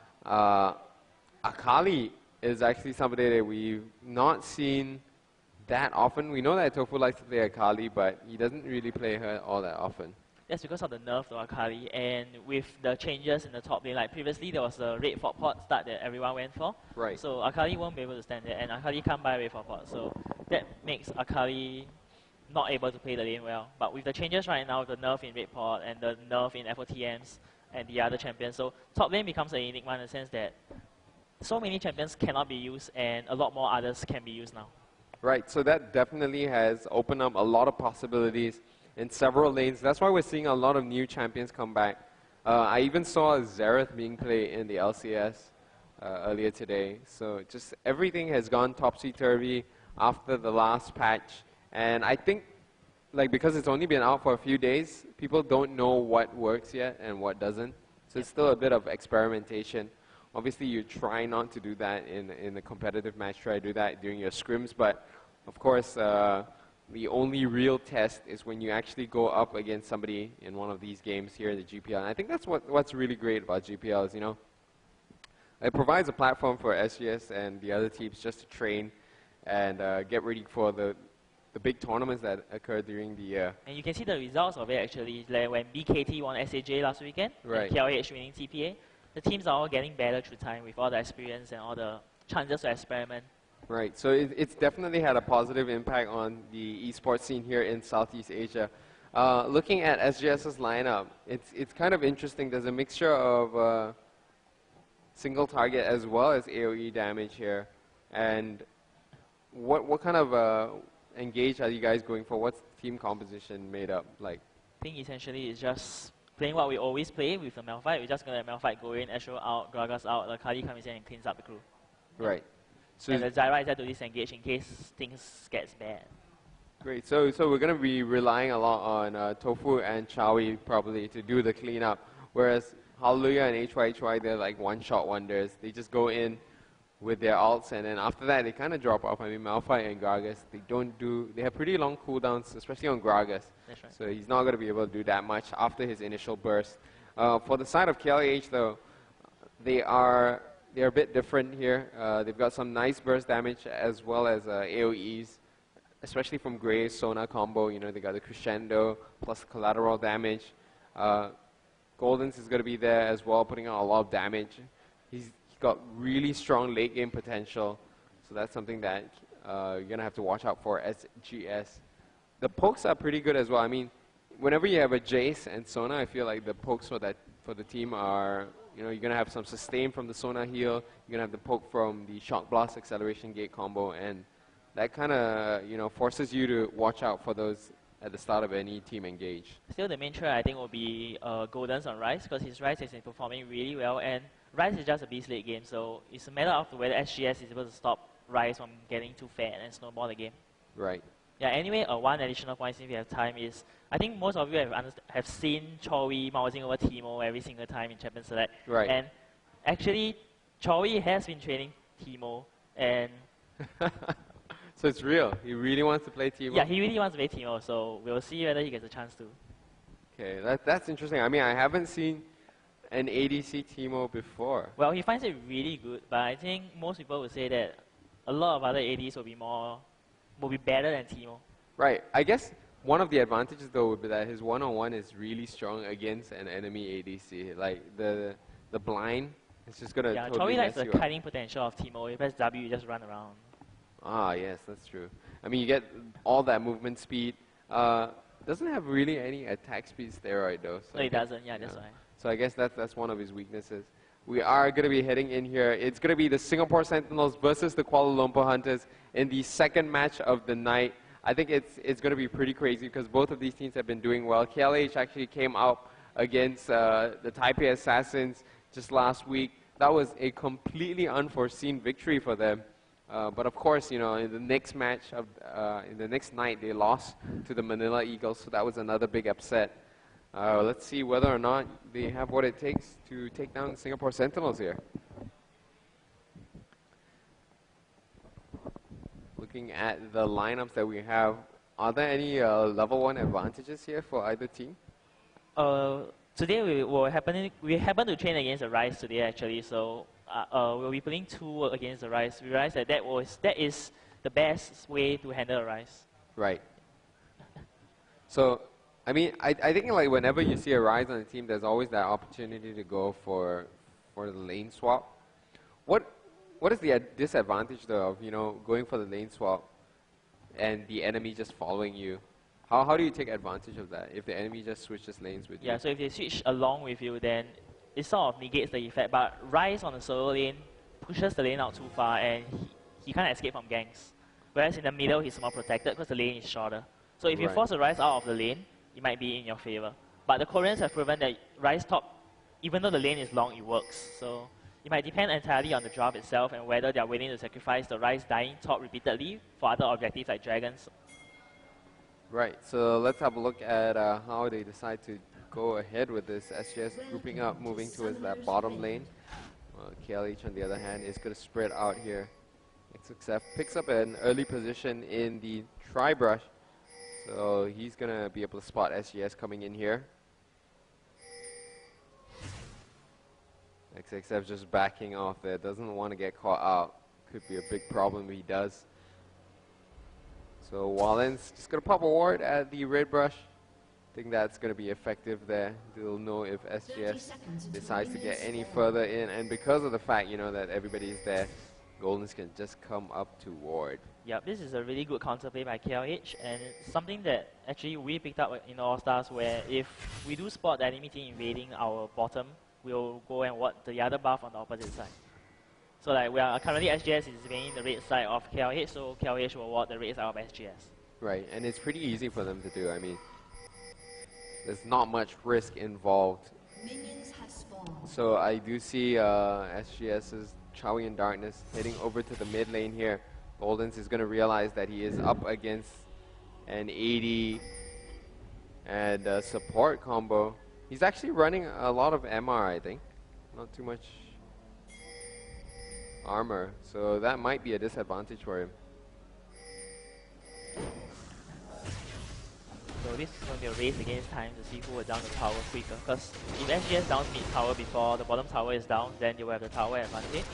But likewise, if bottom tower goes down before mid, KLH will be able to change their bottom lane to mid and make sure the tower doesn't go down, and that will help. The 1k advantage will help through the game and to the next dragon fight. Wow, you can see XXF from KLH is just so keen on taking down that turret. He's going straight for the minion wave, and they're already starting to put down damage on the turret. So very nice preemptive move here from XXF. He's actually going to put a lot of damage down onto HYHY. And on the other hand, you can see here Chowie hasn't even reached the turret yet. Over at the top lane, Monkeys versus Tofu, it's going to be a matchup between Akali and Jace. What do you think about this matchup? I think Kali should be pretty alright once she hits the higher levels, but early on she might have that disadvantage. Yep, early on Jace will definitely be ahead. Jace is very popular now because his lane control is really good. So you can see HYHI actually taking a chunk of damage there. And it's going to be Hallelujah coming into the bottom lane to help out. Lee Sin tower dive is actually very scary for HYHY, so I think that's why we're going to see him get It's kind of hard to backup. die from Malphite though, so that is why the resurgence of Malphite is because he can hold 1v2 very well, because if you dive 1v3, you may not come out ahead and it might be a 1-for-1. And he's able to clear minions, unlike Ryze who has difficulty clearing the minions. Right, we might see Lee Sin coming over to the mid lane. XXF actually taking some damage from Hallelujah. Nice barrel there to follow up. Tainted Ones is looking for that gank on the mid. He's been camping there for a long time, but there's that ward. So it makes it really difficult. But they're going to see a very aggressive play here from SGS as they try to get some damage in on XXF and Wallens. They do actually put quite a fair bit of pressure back, and that's going to make it tough for KLH to take out the turret. In comes Tainted Ones from behind. But yeah, like you said, Malphite's pretty thick, and I don't think he's going to be able to tower dive that. No way at all.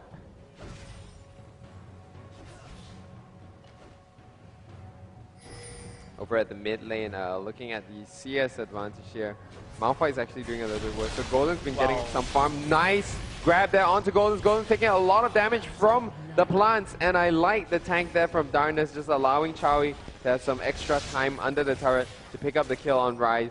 Now we're going to see that Tainted Ones is actually a little bit far away to defend this turret. Chowie going to take this time to get back to the base, pick up some items, so not too keen on getting rid of the middle turret too quickly yet. And he's going to take that time just to be able to get some items.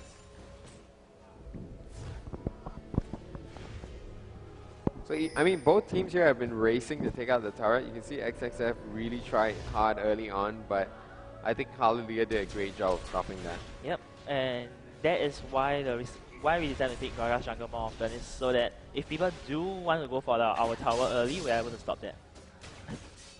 Right, Tofu's actually getting a little bit bullied in his lane. He's about 6 CS down, but of course, this big wave here hasn't reached the turret, and once that reaches, he'll be able to get a bit of farm off of it. Monkey seems to be careful though, because Hallelujah is currently on the way top, and Tofu might be 6 too. Right, looking at his level, he's about halfway there. Probably need a wave or 2 more before he reaches that. In the meantime, Goldens is taking a lot of harass now that Chowie has picked up his Vamp Scepter. He's going to have a lot of sustain. He can afford to take 1 or 2 turret hits and lifesteal that back up. Oh, Monkeys is in trouble here as in comes Tofu. Tofu going for that gank, but he's taking a lot of damage in exchange. Pops the Shroud, and that's going to help him out a lot. He goes for the flash, but it is completely unnecessary as Hallelujah picks up that kill for him. And that was actually a bit unnecessary from Tofu. I guess he could have saved that flash. Tainted Ones coming in, getting some damage down onto Chowie and Darkness, but it's not going to be a full gank because we see Hallelujah coming in. In the meantime, HY is actually doing pretty well holding his own here at the bottom. Oh, kill over at the bottom lane, the mid from Golden, but he himself gets picked up by Chowie. I'm kind of surprised that they went for that gank when it was a 3 versus 2, and now the turret here could be in trouble. Tainted One's going back in on Hallelujah, taking a lot of damage now. Chowie's going to be able to finish this off, and he does pick up that kill, but he's going to take 2, 3 turret hits. The barrier keeps him alive. That was very scary for him. Well, if we decide to flash or barrier, it keeps the barrier, so keeps the, because flash is more important. Right. Surprised though to see that there isn't much urgency from SGS to down the mid tower. Right, I mean, they were pretty low, so I guess they wanted to back up there, get some health back. But I think it's also to do with the fact that HY is not getting pressured too badly at the bottom lane. Still, his turret is at half health. We're going to see Hallelujah come back as well, so I think the threat of the turret going down isn't that high yet. And he has hit level 6, so this opens up a whole new dynamic in this bottom lane. Hallelujah is also level 6. So if they decide to go in right now, they have an advantage for just a short while longer before Wallens and XXF hit level 6. So there's this small opening right now. KLH is just still level 5. I think Wallens should be going down here. Alright, here they go. They're going to go in for this. Wallen's getting very low right now. Hallelujah, waiting for that flash, very disciplined. He's still got that out. In comes the explosive cast, and I think Wallens will go down. But no, the exhaust here is actually keeping Hallelujah from finishing off Wallens. Wallens finally goes down, but XXF is still looking for that blood. He's staying in that lane. Hallelujah might try to bait him out as we see Darkness coming down to the bottom lane. Oh, this is a very nice bait. Hallelujah has kept Darkness coming in. Oh, but I think they can't really go for that kill. Not too much DPS on the support Zara. Over at the top lane, it looks like Tofu's recovered in terms of that early game CS that he was behind on. Chawi getting pushed out of the mid.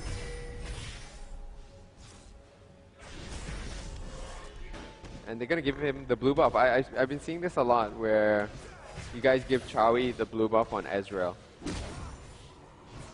And I think it opens up a lot of possibilities. You know, the ability to spam your ult as well as your mystic shots. It gives you a lot of lane control. I was watching this in yesterday's game where you guys were using the two-shot barrage. Monkey's going in on Tofu. They're getting very low, but Tainted Ones is actually going to come save him, keeps him alive.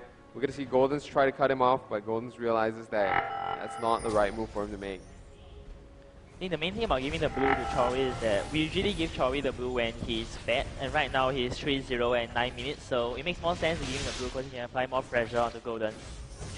Right, and that's exactly what he's doing. I mean, this turret at the mid lane is getting very, very low.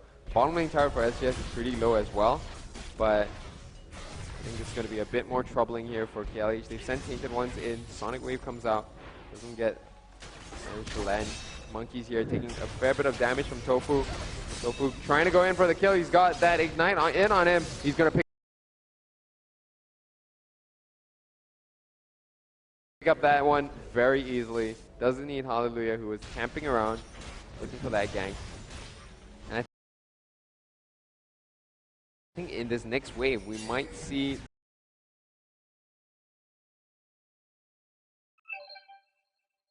turret go down. Golden has his ult though, so he's going to try to clear up that wave. The SAP.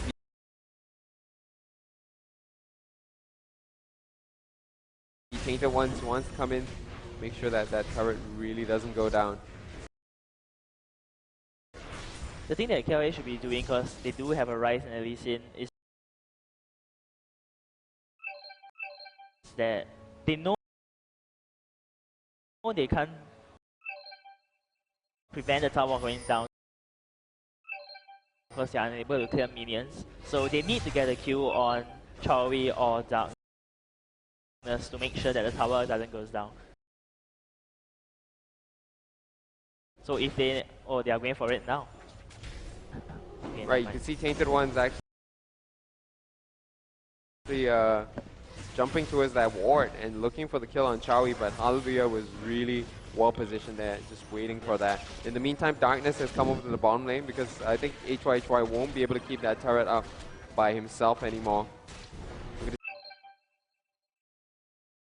see the turret go down at the mid lane here.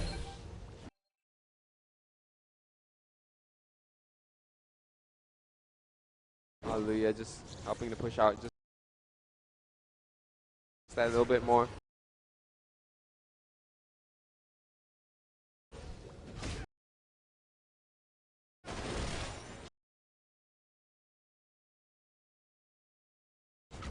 Chawi and gonna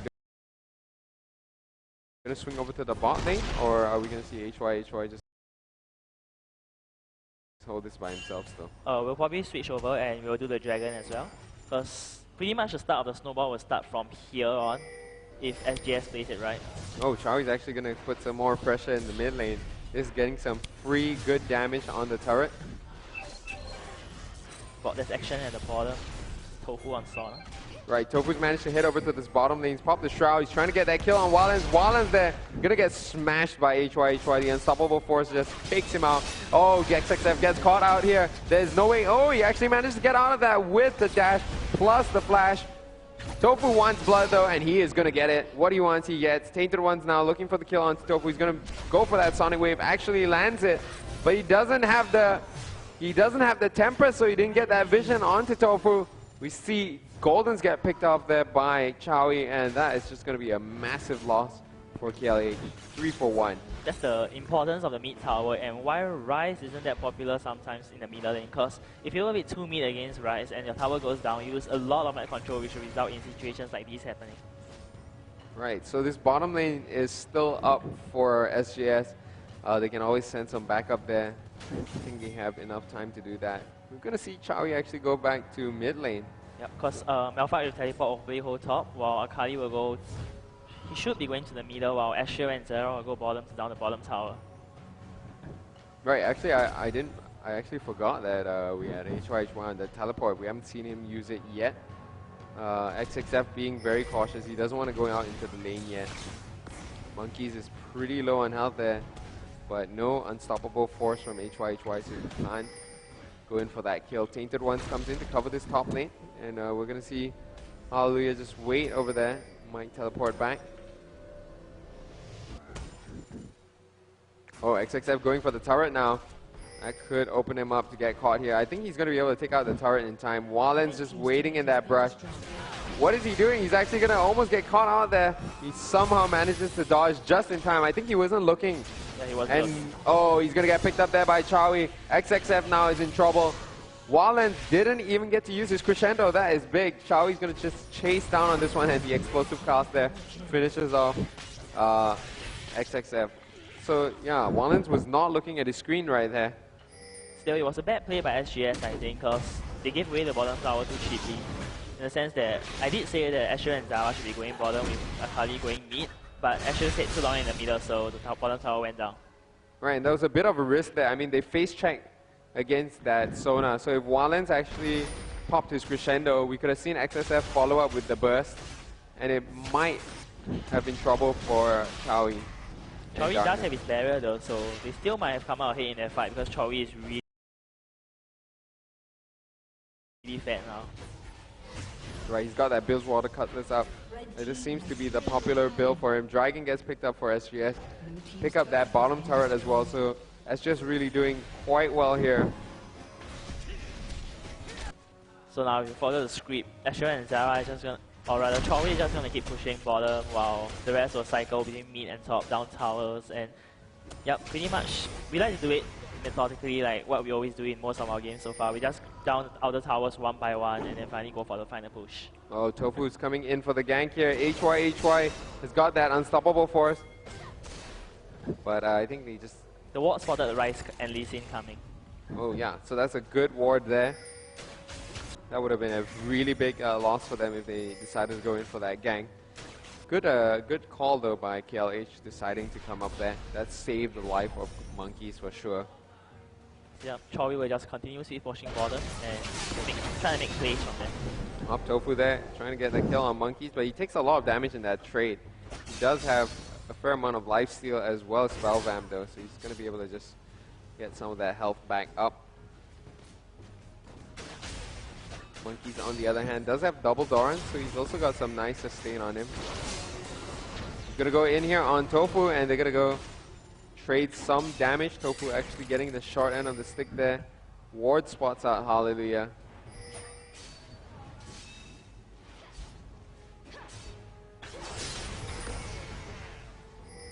And in the meantime, we have SGS looking for some sneaky action, but they've actually been spotted out by the pink ward. Oh, in goes the kill onto Tofu. Tainted Ones actually came in for the gank. We're going to see Hallelujah now coming in from behind. He's going to try to drop that explosive cast onto Monkey. Oh, he misses it. Oh, and that is going to make it a little bit hard here for HY. Try to kill confirm. And they're going to go back because of that. At this point, I think Chowie is finding it a little bit tougher to go one-on-one with Goldens.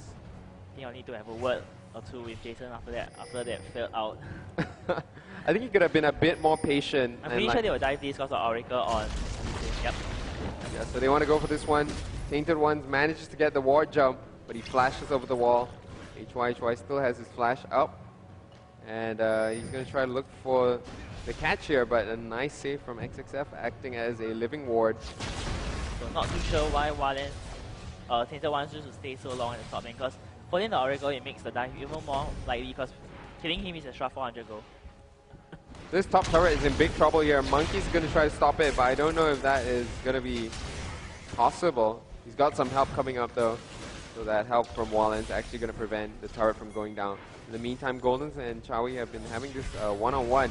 Chowie actually getting pretty low here as Goldens wants going for the kill, but he gets barrier baited. True shot barrage in the opposite direction because you can. Style points. Yeah, Chowie still picks up that kill. He's going to get tagged by that Sonic Wave though. He's in trouble here. That Dragon's Rage could be coming up from Tainted Ones. Pops it, but Tainted Ones is still getting very low. Oh, the jukes! He's managed to get away from that one. And Tainted Ones, they're forced to run away from that one-on-one. Chowie is so fat right now. Chowie seems to be a bit out of form, missing 2 skill shots in a row. Right, that was that True Shot Barrage was definitely a surprise though.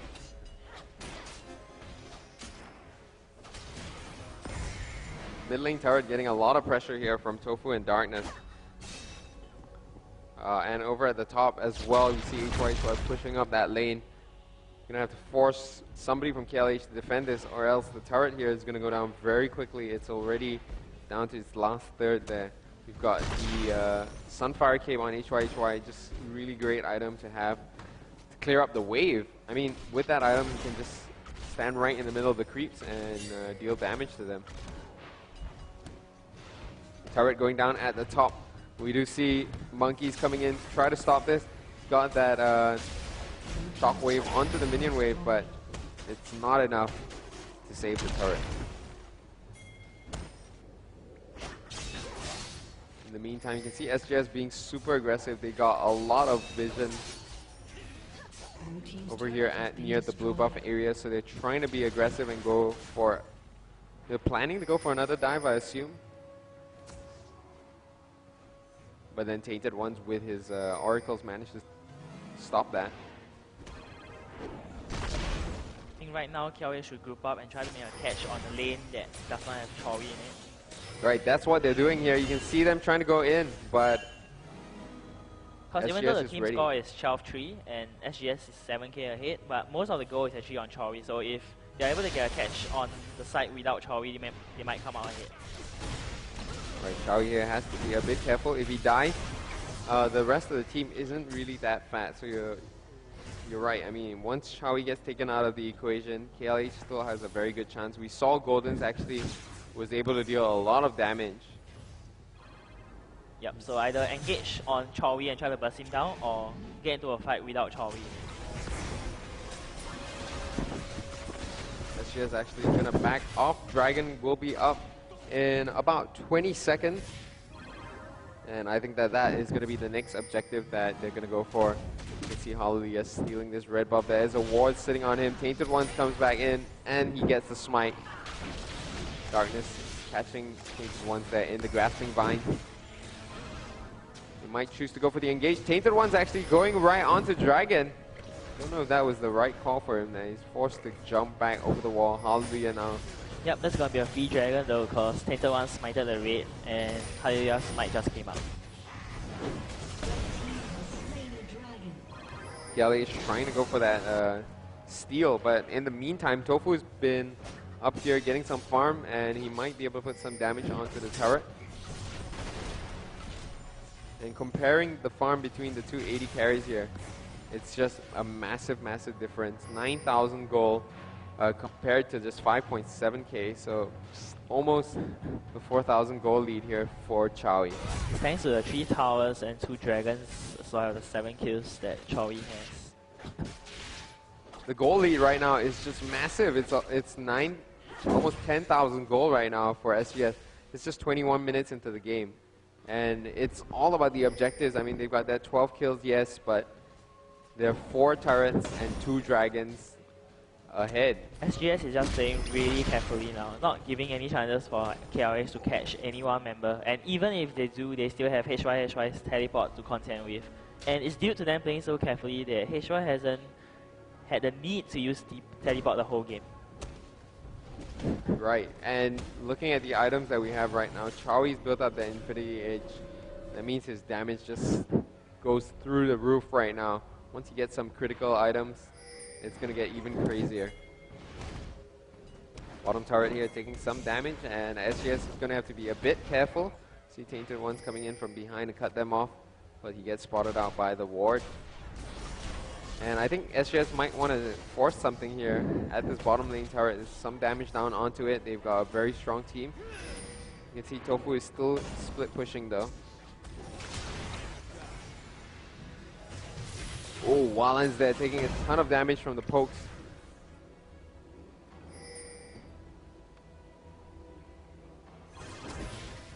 They should give up this tower though. If not, SGS will probably force a fight under the tower. Right, and they have the ability to, you can see HY is going in there. He's landed his slow onto Monkeys. Yep, and this is HY style actually. He's a very measured player. Oh, beautiful, onto Monkeys, takes him out immediately. The catch by Darkness over at the base also prevented XXF and Wallens from responding to that. So just great play overall. More of a mistake for Monkeys though. Why was he in that position? Yes, he was definitely a bit too far out.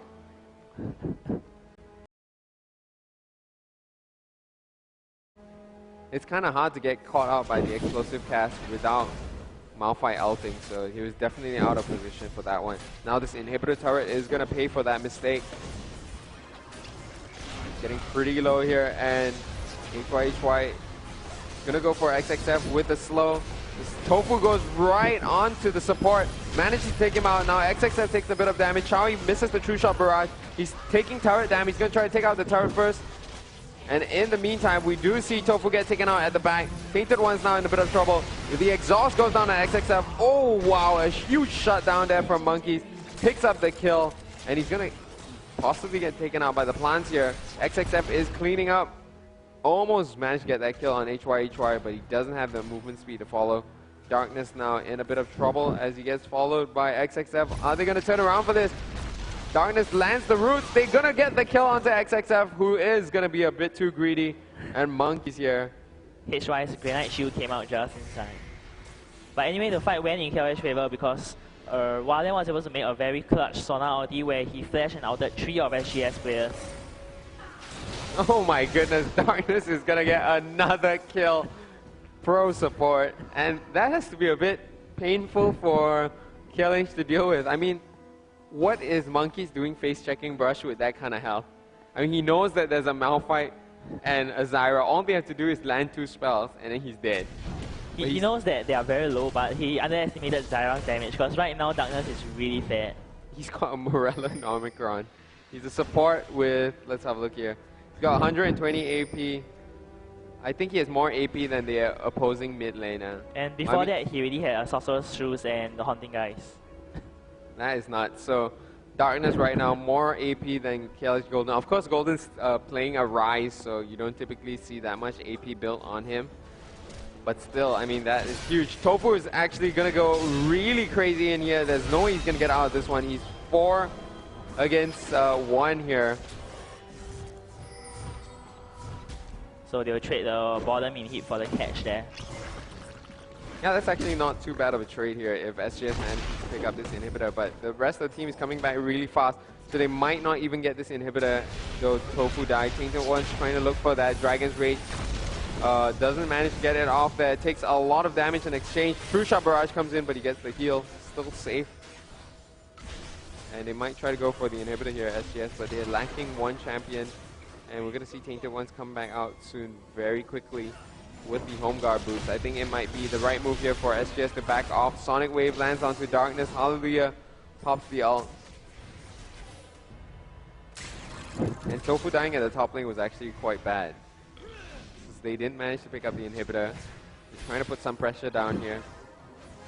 They should be able to get it now though, because KLH are all pretty low. Right, HY still has that unstoppable force. Just needs to find the target. Golden's pops his desperate power. He's going to go for some damage onto HY. Darkness gets kicked back into the fight. They're going to jump onto XXF. XXF there gets knocked up into the air. But Chowie's now focusing his damage on him. He's got his damage down on Tainted Ones. They managed to pick up the kill. Golden's is so low here. They're going to go for the inhibitor. Chowie's going to get caught in that smoke screen. XXF goes down. The damage from Chowie is just crazy right now. And Tofu is finally back. It's time for him to clean house. He's going to get started onto Tainted Ones. Takes a bit of damage from Golden. And he's actually going to be in trouble here as Tofu just comes back to die. And it's now HY who's in a bit of trouble. The cask saves him, but he might get caught out here by Tainted Ones. A beautiful dodge there. Nice mechanics. Tainted Ones gets away from the barrel toss, but Golden is continuing this chase. Oh, HY Hallelujah there gets the bounce. You could see Hallelujah tried to run away from HY as soon as he saw it coming, but it was too late. Yeah, so it was a nice try, but it wasn't enough. Close, but not close enough. Hallelujah, didn't actually get stopped there. Yeah, or but did he? the aggro on the dragon will stop Right. the recall. So Tofu actually not doing too well in the last couple of minutes of the game. He came back into the fight and just got nuked down by Golden. Monkey's getting caught out here by Darkness, taking a lot of damage. He's actually going to be in trouble because that's the Leandri's Torment on Darkness. This is ridiculous. Darkness is right now at a... Darkness is like AP carry now. Yes, he's a mini AP carry. There's 2 AP carries right now for SGS, and I think that is really tough for KLH to deal with. The goal gap has slightly decreased. It's now only 9,000 gold. SGS hasn't been doing that well in the last couple of fights. They picked up the inhibitor, but I mean that could have been done a little bit more cleanly. I think SGS needs to be really careful now, because if they keep letting the game go on this way, then Rise will become too fat for the team to handle. Right, I mean we already saw that Tofu just got melted by Rise. And Baron might be the next objective that they're going to try to go for. I think from next fight onwards, they might have to have the HY's ulti aiming for Rise, because Rise is getting too big at the moment. XXF is actually less of a threat now than Rise. We're going to see SGS get started on this Dragon. Some wards are going to spot them out. Golden's has got that Banshees up, so he can choose to go in first. Baron is going to go down here for SGS. Monkeys needs to watch that positioning. He's been out of position a couple of times in this game. It just looks like they want to get that top turret, and they're going to go straight up there. KLH, I think, realizes that it's going to be a tough turret to hold, but they're going to be invested in defending it. Got to be careful, though, that they don't get engaged on. Golden's with the Banshee's Veil is quite irritating. Going to be able to evade the Malphite ult because of that. Blue team's turret has been destroyed. So they've managed to take out that first turret. Inhibitor turret now exposed. With the Baron buff now, SGS is just going to slowly poke down on KLH and wait for the right moment to go in. Right, and Wallens is taking a lot of poke. There's so much poke from Chawi coming here that it is making it very difficult for KLH to defend. And they don't need to rush this. I mean, they've got Baron buff. Golden is going to lose his shield there. They should, and they will wait for the bottom minions to go in to apply more pressure before going on the top tower. Oh, we did see Golden's pop Desperate Power. That's going to be a big issue here. Doesn't have that powerful AoE that he would usually have. HY taking a lot of poke from XXF. He's going to be in trouble. The explosive cast might get used, but HY is still looking fine there. He gets out alive. He's got the Baron buff. SGS might disengage. But Tainted Ones has to be careful. I mean, he's getting pretty out there.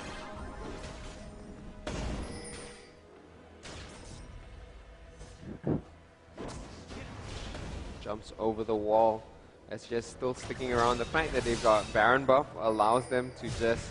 Because Malphite has teleport, so they are able to just stick around while Malphite TP home and TP back. Like, oh my goodness, Xiao is so brave, going in for that one hit on the turret.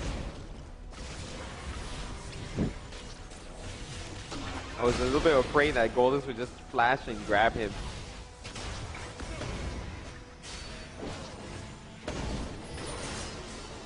So here it is, KLH is being completely closed in on here in the base.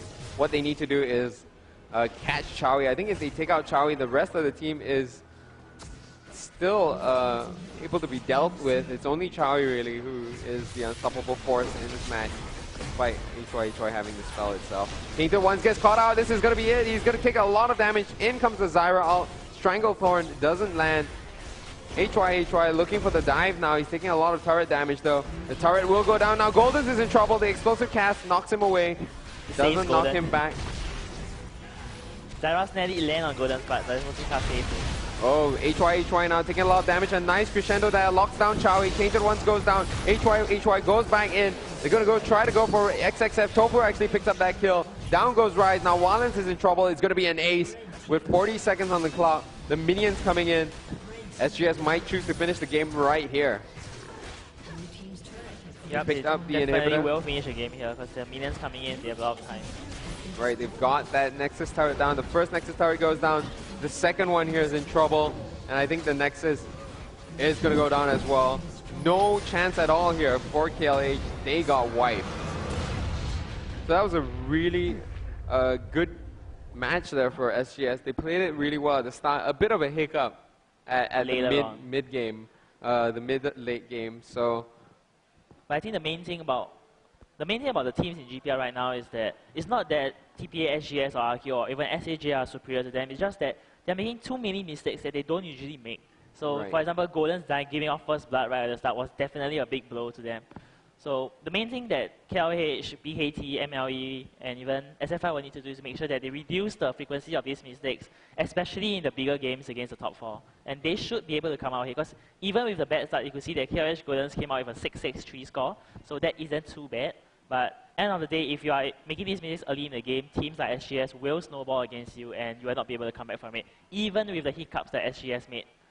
Right, so it's something that a lot of the teams have to work on, is that consistency in the mechanical play. We did see SGS really be very good at that early on. I think that they played the game really well. And even though there was one or two mistakes, they really kind of prevented any more from happening, and they just closed it off well. So that's going to be a good win for SGS. They're right now second on the leaderboards, so doing quite well for themselves. We're going to be back with the final match of the night. It's going to be the Taipei Assassins going up against the Bangkok Titans. TPA here has been having a lot of issues, so I don't know how they're going to be performing here in this final match of the night, but we'll find out in a couple of minutes. We'll be right back.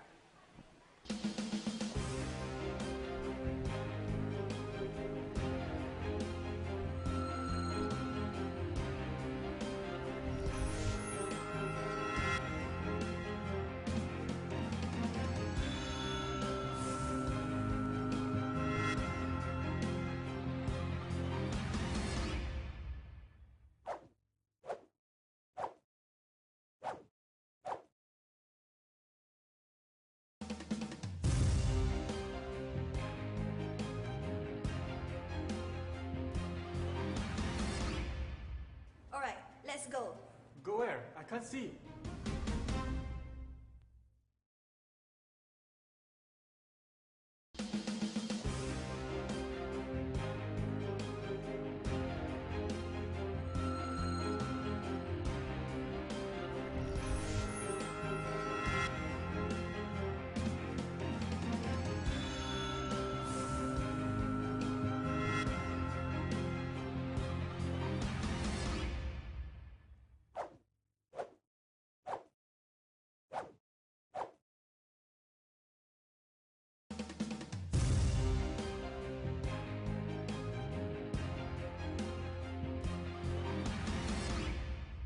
Alright, let's go.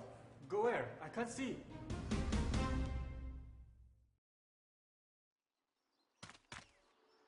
Blood for Noxus.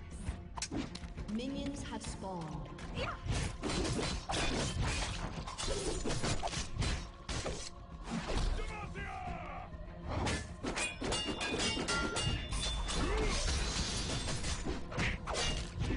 It's all smoke and mirrors. You like my weapon?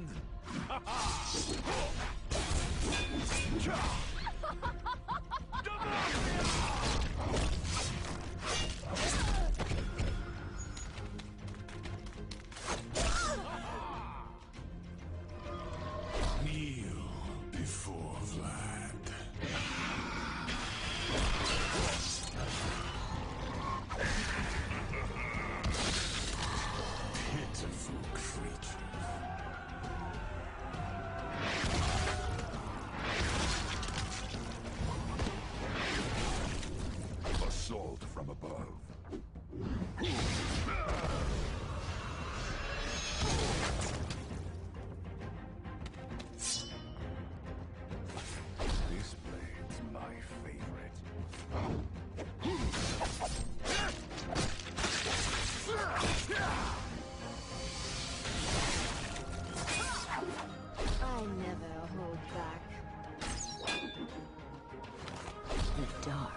should fear me.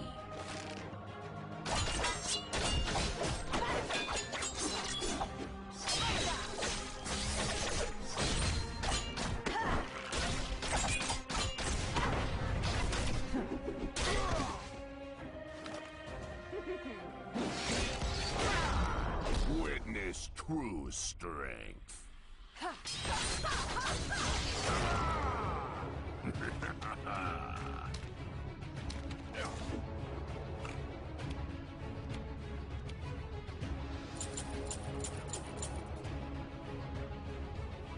Forge onward. Vile scourge.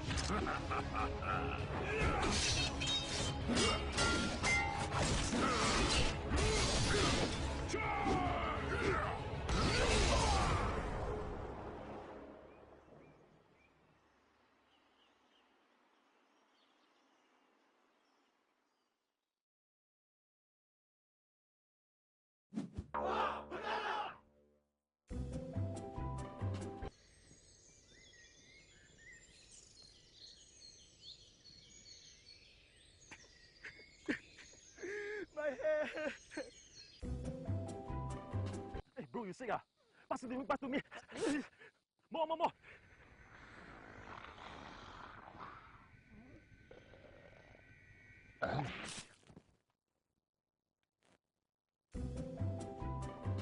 Hey brother，我教你人講，咱有啥物代志來找我，恁爸教你人來 settle，OK？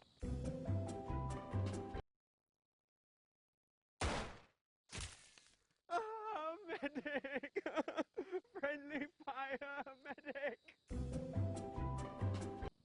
Oi, you don't sleep. Again, medic! Gentlemen, I want you guys to kiss the tree and come back. Go!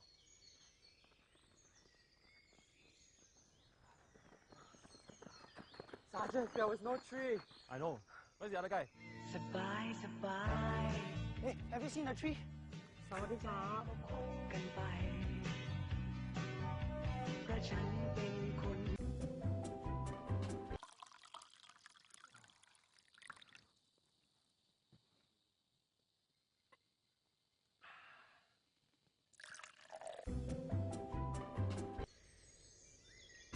What? My mom said I need to keep my skin soft. Hey bro, I heard you got some snacks, right? Hey brother, you got food ah? Bro, get any more food? It's my last one.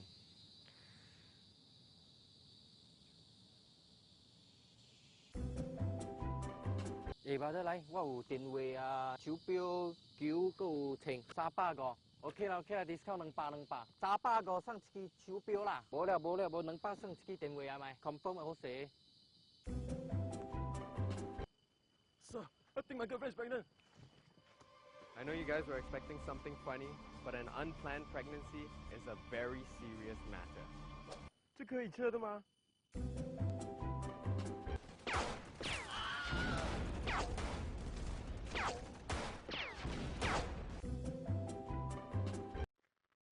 You! Why go on there like this? Huh? You think your mother's army ah? You! Why your hair like this? You think you're Superman ah? You! I like. Thank you, Sergeant Major. Hey buddy, where's your bag?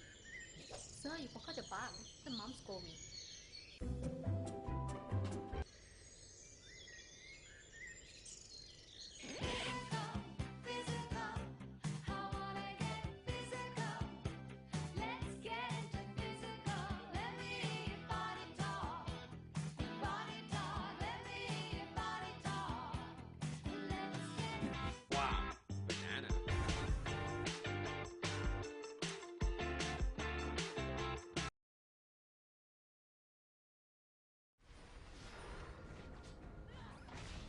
League of Legends is played in 5 versus 5 team combat. Each player controls an individual champion, using its unique abilities to aid allies and destroy enemies. Each team has a base filled with minions, turrets, and most importantly, the Nexus. The first team to push into the enemy base and destroy their Nexus wins the game. Players kill enemy minions, turrets, and champions to acquire gold and experience, growing stronger over the course of the match. Gold purchases powerful items, while experience allows a champion to level up and improve their special abilities. The scoreboard at the top of the screen shows you how many champion kills and how much gold each team has acquired. While these numbers are good indicators of how each team is performing, the only thing that matters is the destruction of the Nexus. No game is truly over until the final seconds.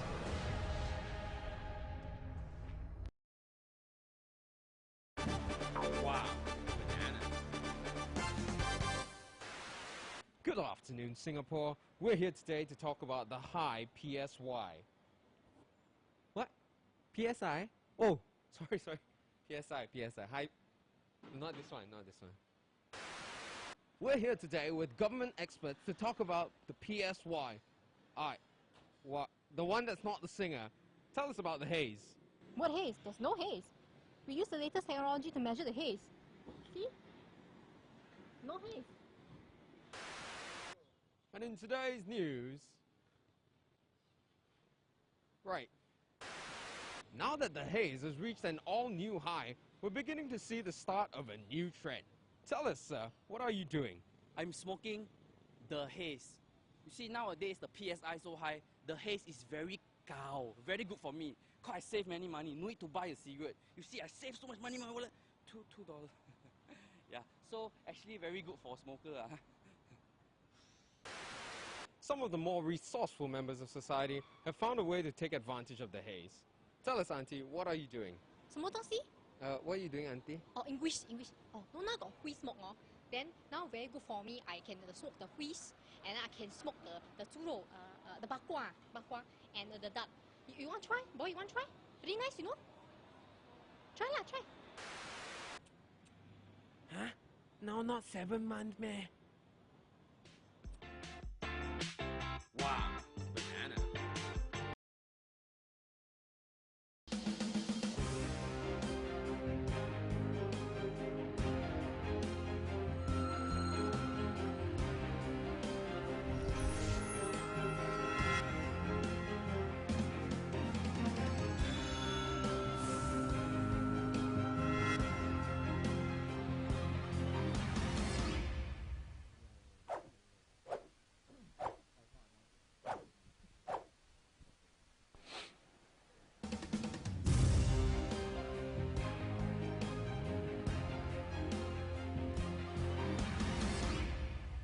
Alright, let's go. Go where? I can't see. Alright guys, welcome back to the GPL 2013 summer season. I'm here with a very special guest today. It's none other than Kyling from the Singapore Sentinels. His team just actually won a game against the Kuala Lumpur Hunters just right before this, and I think that was a pretty good game for you guys. I did give them a bit of a dressing down, but I think they're fine. Yeah. Alright, so up now for the final match of the night, we've got the Azubu Taipei Assassins going up against the Bangkok Titans. This one's going to be a fun one because if you think about it, BKT has actually been doing very well, as in they've improved a lot since last season. They actually managed to take off a game against the Saigon Jokers last weekend, and TPA has not been on form. It was more of a throw by Saigon Jokers though. They were up 8k and one mistake changed everything. So it's more of SAJ throwing rather than BKT doing really well. But of course, nevertheless, credits them for winning the game. Right. I mean, even if it was a throw, I mean, they took advantage of that and they capitalized on that one mistake. It was a Baron, I remember. They caught Jace, I think, on SAJ, and they got Baron off that. Right. So it was a good catch, and we are heading into picks and bans here for the match. Azubu Taipei Assassins is going to be playing the blue side, so they're going to start with that first ban, and let's have a look at what they're going to go with. I think for the side of BKT, they're probably going to want to get rid of some of the champions that Toys plays. We've seen a Kha'Zix ban still being put out there, but we talked about how we don't think Kha'Zix is that strong anymore. Do you think it's still worth it to ban him? Probably not because of the nerf, and yep, that's the feel of the team anyway. So we realized that we probably would not ban Kha'Zix unless we are proven wrong and Kha'Zix is really still good. But we have tried it ourselves and we realized that the nerf is actually hit Kha'Zix quite hard. Right. Okay, so we're going to see Jarvan getting banned out here by the Azubu Taipei Assassins, Zed for BKT. Zed is just really just still so strong, and I think, you know, there weren't any changes to him in this last patch, so just very viable still at this moment. Rise getting banned out there by Azubu Taipei Assassins. Jace is going to be the next one there for BKT. We've seen Toys play a lot of that Jace, and he's a very safe pick for that mid lane.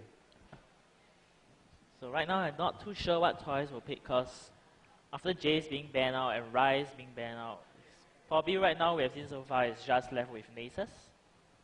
Right, he's got his Nasus. Could play his Karthus though. He's played that once in a while. We'll have a look at what gets picked out here. Thresh getting banned out as well, so nobody wants to deal with that champion. That's a surprising ban though, because we always felt that Dinter's best support champion is Thresh and their first pick. Oh, and they ban out his Sona, so now Dinter is going to be forced to pick something other than those two. He's very comfortable on Thresh and Sona, so getting those two champions taken away from him is going to be a bit of an issue. We're going to see Elise get locked in here for Azubu Taipei Assassins. Probably going to be Stanley playing that. They have played Sasuke Elise jungle though, so... Right. Over here on BKT, they may go for this Kennen pick. Kennen has been a little bit more popular recently. What do you think has been attributed to that? Mainly the counters to Kennen has been sort of figured out by most of the world, which is either a Lee Sin jungle to keep him away, or a Janna, or even an exhaust might shut him down. Right. But he's very strong on lane, so if he's able to dominate his lane hard, he will be a huge impact later on. Okay. So BKT actually going to go for Nasus and Zyra instead. And are we going to see Fiddlesticks twice in a night? I don't know if that's possible, but... Just like Lissandra twice last night, we have Fiddler twice. But Fiddlesticks is something that we haven't seen in a long, long time. He didn't get any buffs or anything of that sort recently. Not like Lissandra. So I'm not quite sure why, if Sarsky decides to go for that Fiddlesticks, he goes for it. But I think they're going to switch that up to what is possibly going to be a Lulu instead. So Toy's going to pick up Twisted Fate. Yeah, that makes sense. I mean, that ban was left open for him. He did say to Halil Yao in All Stars like 1 month ago that with the nerf in TF, he finds TF a bad champion. Not viable, but there he is picking it now. Oh, he doesn't? Oh, he finds it a not viable champion. Okay. Yep, because of the nerf towards his W and the increased cooldown on his global. Right. So he said he was a bad champion, but there he is picking it up. So right. he might have changed his opinion. I guess he did change his mind on that. I mean, he definitely changed his mind if he picked it up. We're going to see Nunu get picked up here by Sarsky. Could be going for the jungle. Over on the side of Bangkok Titans, are they going to pick up a double support? They could send Zyra to the mid lane. But they seem kind of adamant on that Kennen pick. They keep going over back to Kennen. Sivir would be a very interesting champion if they do pick that up. Very uncommon AD carry. Probably wants to block out the TF out. Like when he outs down block the gold card. Yeah, that works out quite well for them. I think they might instead choose to go out for Varus. Royhan does lock in the Kennen pick, so they're going to go for Kennen and Varus here. So most likely going to be a Nasus, either jungling or in the mid lane. Kennen heading to the top. Zyra is the support. And they could either pick a mid or top laner next. That's the beauty of picking champions that can go any lane, like mid, top, or jungle, is that right now you still can switch up Nasus, Kennen. They can go mid, top, jungle. I mean, Kennen can't jungle, but Nasus can go top, mid, and jungle. Right. That offers them a lot of flexibility, and it forces the Taipei Assassins also to think about what could be the lanes that they go to. We're going to see BB go for a pick up on Tristana, and Shen here getting hovered upon. I think Shen paired up with Twisted Fate is going to give them a lot of global control. And this final pickup here is going to be a very quick lock-in. They knew that they wanted that Malzahar. So once again, we see the BKT going for a very team engaged calm. So all that matters is whether they're able to tide through the early game in terms of mechanical skills and not make any mistakes for TPA to capitalize on. But then again, TPA do have the global strat, so it will be very difficult for BKT to survive after level 6, unless during the early game they're able to put down a lot of pressure on Toys. Right. So I think, you know, whenever you give up double globals, your team has to play it so differently. You got to be a lot more careful. You need to be ready at any moment for that Shen ult to come in, for Twisted Fate to come in as well. And that puts BKT at quite a big disadvantage if you ask me.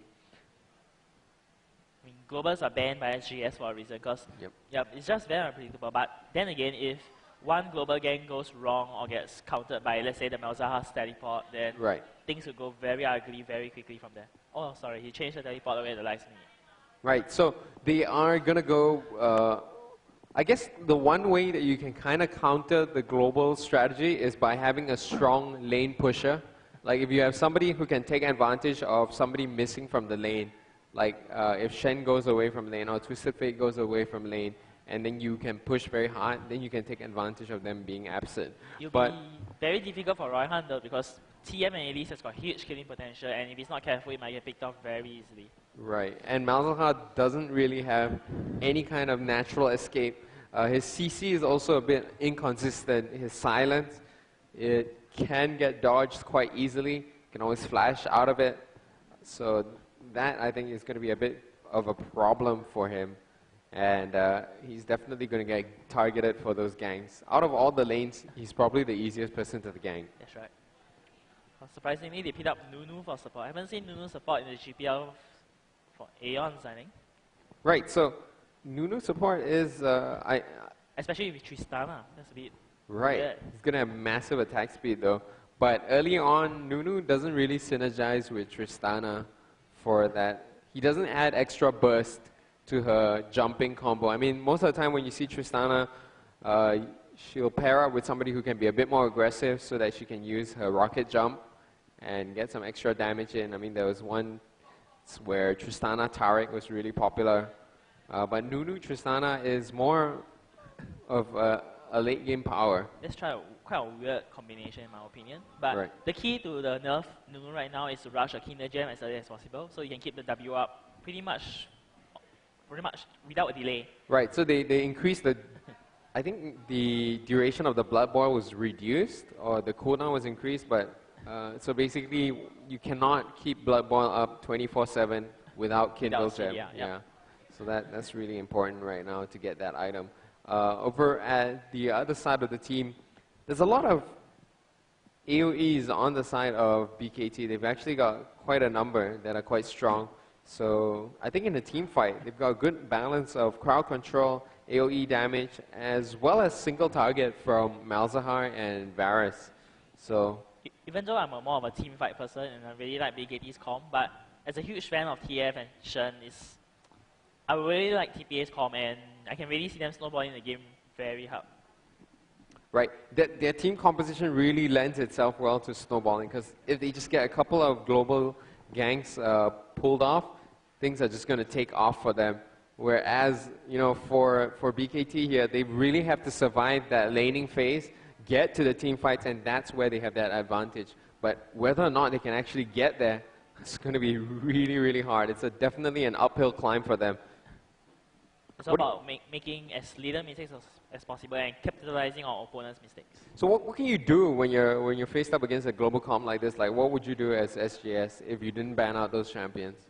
For now, when we do pay TF on our side, we do get the way that we get countered and the way we counter people is to make sure that there is a lot of pressure on the TF lane itself. Like, do not gank bottom or top because TF will just go and help. So you might focus your ganks on the TF lane. Or if you are ganking the other lane, get the Malzahar to be ready for it and make sure he knows where the TF is.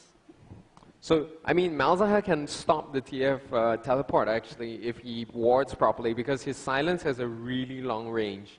And if he manages to get that off, he could actually prevent Toys from visiting one of the other lanes. So, I find it a bit weird that Azubu TPA Stanley isn't playing the TPA Shen when he was the one that made TPA Shen. He doesn't use anything that has skins, I realize. Stanley is more of he's a hipster. He wants to be original and play the classic skins. The skin is his though. It's pretty much named after him, but he chooses not to use it. Yeah. We do have TPA Nunu though. I think that one looks cool. Nunu, TPA Nunu looks awesome. He's got a crazy face. I think in general, the TPA skins are all just pretty awesome. Right. This is not a sponsored message. Kailing actually believes this. He really does like the TPA skins. I swear. Right, so we're going to be heading into this match right now. Team's going to head out as per usual, having a look at a couple of items that we do see. The Doran's Shield and Pot is a new thing that just got opened up in patch 3.8. So they reduced the cost of Doran's Shield. You can now start out with a health pot on top of that. I think that helps a lot in the viability of it, because previously Doran's Shield, yeah, it gives you great sustain and survivability, but there's always that risk. If you make a mistake, you can't really recover from it because you don't have any health pots. But now that you got at least one, there's just some chance for you to get back if you take some damage early on. You have 2 if you go Doran rings though. Right, that's what Toys is picked up. So now with the changes in the jungle, this is how it usually works. Usually teams will send all 5 to idle buff and go 1 round and ward around. It serves 2 purposes. Firstly, you're able to determine the lanes that enemies are going for, like is there a lane swap, or the second alternative that is good for the team is that... What? Oh, this is quite an interesting strategy here from the Bangkok Titans. They're just getting some extra damage on the turret.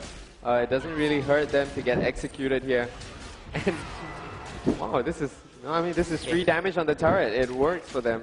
Let's see how TPA decides to counter this. Okay, actually we have been screaming BKT pretty frequently, and this is pretty much the strat that have been going off every game where they pick Nasus jungle, and then the Nasus will always go and push bottom lane 3v2. So it depends on whether TPA's jungle is able to help clear the minions. If not, they will down the bottom tower pretty quickly, in our experience. Right, so they got about quite a fair bit of damage, 700 damage odd. NDD here gonna get caught out. Roron's in a bit of trouble. He's popped that flash, but the Ignite is ticking away, and I think that he should be able to get killed here. Or he should get picked up here, and it's gonna be Toys picking up that goal. So BKT being a bit careless there. I mean, they know that there wasn't much warding up there, and they knew that it was very likely for Azubu Type A Assassins to ward the top. I mean, after all, they were over by the red buff of the opposing team, so that was just bound to happen. I think on their part, they were a bit too careless with that. It looks like BB is going to head up to this top lane, so a lane swap here from Azubu Type A Assassins, and it's basically meant to counter Cannon bullying Shen. So you see Nasus making his way down to start their 3-man push and down the tower ace set. Right, but there's kind of a weird thing going on here with Roron coming over to the mid, and they're going to swap the lanes with Royhan going up. But he's actually losing a lot of time there. SKLZ, they're getting caught out by the taunt from Stanley. Takes a fair amount of damage. Royhan is going to take a while to get to lane. Might lose... No, he's actually not going to lose too much experience. That's not all too bad. NDD looking for that steal on the red buff. Doesn't get it. He gets caught out by Sarsky.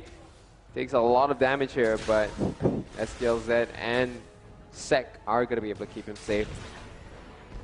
In the meantime, Royhan here is also facing a lot of pressure in this lane.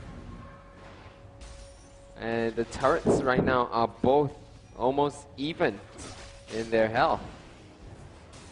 Stanley's actually going to have a little bit less clearing potential, but he has the threat of going for the taunt under the turret, which is really potent. I mean, you do not want to get taunted under the turret. Stanley here getting caught out. He gets grasped. We're going to see Stanley actually go for a nice taunt onto SKLZ. In comes that final blow from Zara. It doesn't really do too much. And that's going to put a stop in the plans of BKT to take out that early turret. So it looks like the level 1 plan from BKT isn't working out, because even though they try to go for the free damage on the tower. Oh, a nice try there with the flash from Sarsky. It misses. And it's going to be a wasted flash for him, but still that attempt, if they manage to get that. Yeah, and as I was saying, they need the bottom tower down ASAP, because it's the main gist of their strat. It's just go for towers ASAP. Sarsky with a nice cocoon this time. They managed to land the taunt. Sek is taking a lot of damage. Flash plus the barrier gets used. They put the Wither down on Stanley. But Sarsky is really strong here with that blue buff. You can see here Royhan just trying his best to take out these minions, but it's not being done fast enough. And Dinter and BB are going to pick up this turret. Oh no, they're actually going to get driven off here with Dinter getting dangerously low. This next wave should be where they get the turret. And in the meantime, the bottom turret for the Azubu Taipei Assassin still looks to be in decent shape. We should be able to keep it alive. Poor Dinter actually getting the Malefic Visions, jumping right onto him. Toys is doing well in this mid lane as well. He's 39 to 22 minion score. And it looks like the Taipei Assassins have really picked a good early lead here as they jump up about 2.5 thousand gold in the lead. So, I mean, what should BKT be doing here to counter this early aggression? So far in our scrims against them, when the tower pushing strat fails, they sort of crumble from there. So right now, probably the only chance for them is to go for team fights. And with their comp... Oh, Sek gets taunted here. He's in a bit of trouble as Sarsky goes in. He picks up the kill with that Venomous Bite. And really, as you said, when that push comp fails, and it was a bit of a cheese strategy that they went for. When it fails, they seem to be just crumbling under the Azubu Taipei Assassins. We're going to see BB continue this push. That's the main thing about teams currently in the lower leagues, where they are just very susceptible to ganks like this, and even in 2v3, 3v2, they come out behind even though they have the numerical superiority. It just goes back down to the point of mechanics, and teams really need to work on that. Right, you can see Toys here is just putting a lot of pressure on the mid versus Roron. We're talking about how Kennen has a pretty strong early game, but Roron here hasn't really been able to take advantage of that. This bottom lane is in a very, very bad shape. Is in really bad shape right now for BKT. I mean, look at the levels, level 5 and level 3 for the Bangkok Titans, whereas we're going to see Stanley at level 6. And even though Sarsky has been camping bottom for the good first half of the game, NDD is still at level 3 and 3 levels behind Sarsky. Yep, that's because his jungle got invaded, and sharing 3-man XP is going to be detrimental to his XP income as well, since he's not jungling.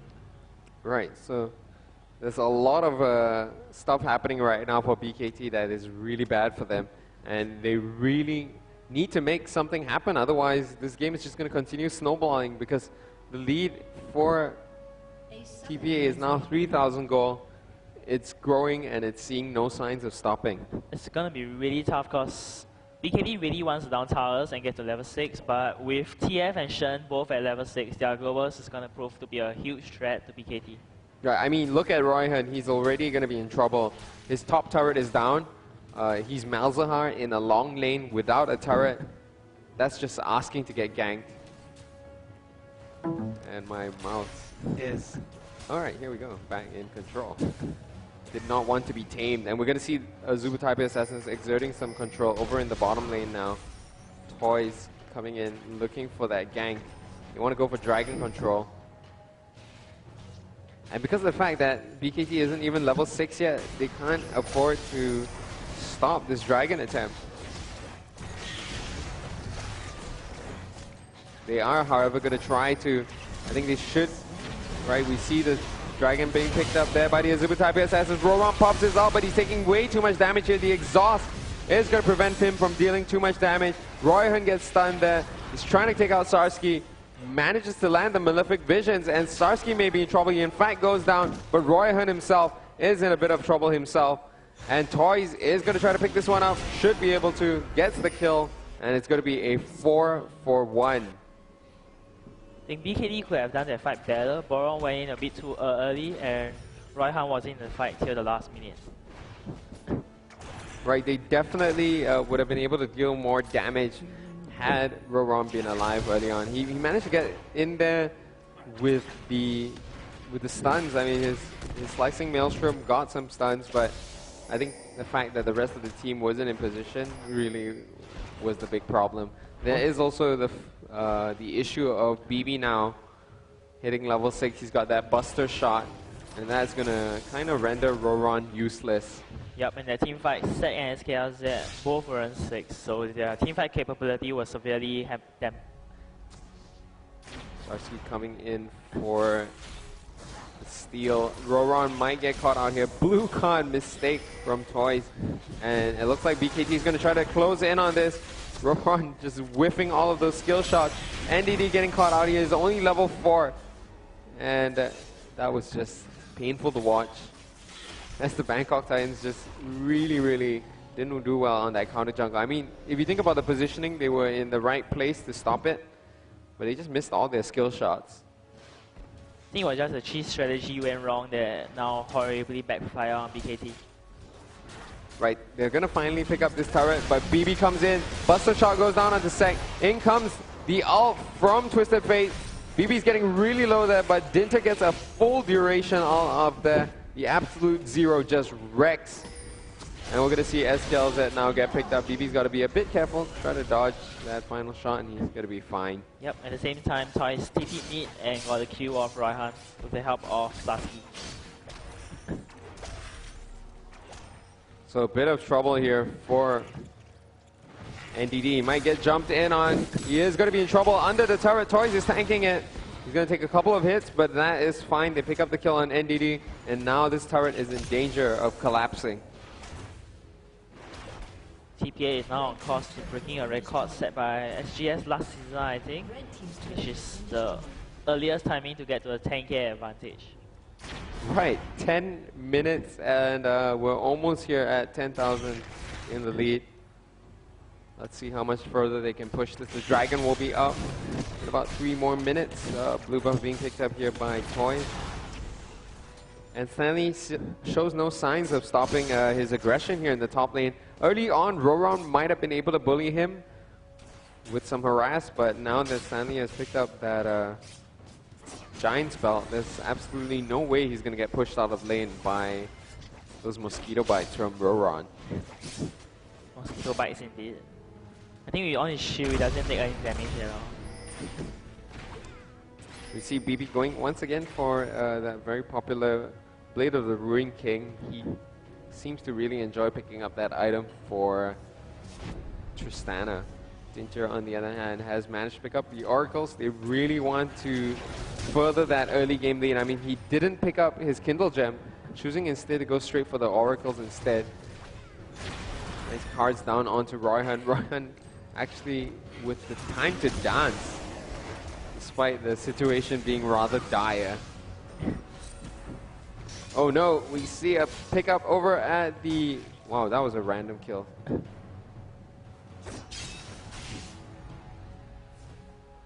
Stanley just continuing over at the top. And we did see some pressure being put down there by Sek. I have no idea how BB actually picked up a kill on SKLZ that's so close to the base.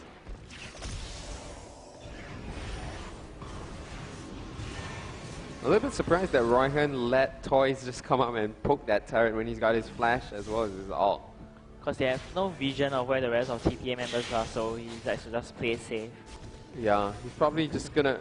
And that's the problem right now when you're lacking in the wards. The opposing team can just apply a lot more pressure without fear of reprisal. Oh boy, Royhan here may not be in for a good time. As we see Sarsky jump in on him, he flashes away from the taunt, but they're quite keen on getting that kill on him. He tanked a couple of turret hits there. So now it's officially 10k at 12 minutes 50 seconds. That should be a GPL record, right? I think that this, yeah, the 13-minute 10,000 goal lead may be a record. I think it might be. We'll have to go look at that. I'm not sure who's gotten the fastest 10,000 goal lead before this. But we are going to see BB continuing this pressure in the bottom lane. He's got that Blade of the Ruin King up 13 minutes into the game. That is really quick. And paired up with Dinter, his attack speed is going to go through the roof. Rapid fire plus blood boil is no joke. In comes the gank from Toys. NDD is going to get caught here despite being under the turret. That is no safety for him at all. He gets picked up. BB's attack speed there at 1.9. My goodness. That is just how fast he's able to put out those shots. Bottom turret for the Bangkok Titans, likely to go down here. BB's continuing this push. We do see Sarsky coming in from behind. May be able to catch Roron. He's going to try for it, but it's not going to get in there. The Wildcard's actually getting a nice clip onto Roron. Roron gets caught here by the cocoon, and he gets burst down instantly. Sarsky, though, is still in there, but nobody's going to be able to catch him. That was a really nice cocoon by Sarsky. But then again, Roron was really out of position. Sek trying his best to take advantage of the fact that his base is getting wrecked. But Stanley is going to come in here. Got that flash, manages to get the taunt onto Sek. Sek goes with the slows. He still has his barrier and flash, but I think Stanley should be able to pick this one up. No, we're actually going to see the inhibitor get taken out here. And the Nexus turret's actually taking some damage. Sarsky gets caught out by the grasping vine. Roron tries to engage, but he doesn't get in there, and in fact, he's going to get blasted away. In comes the absolute zero from Dinter to just keep everyone away. Sek managed to teleport back home. Almost got caught by Stanley there.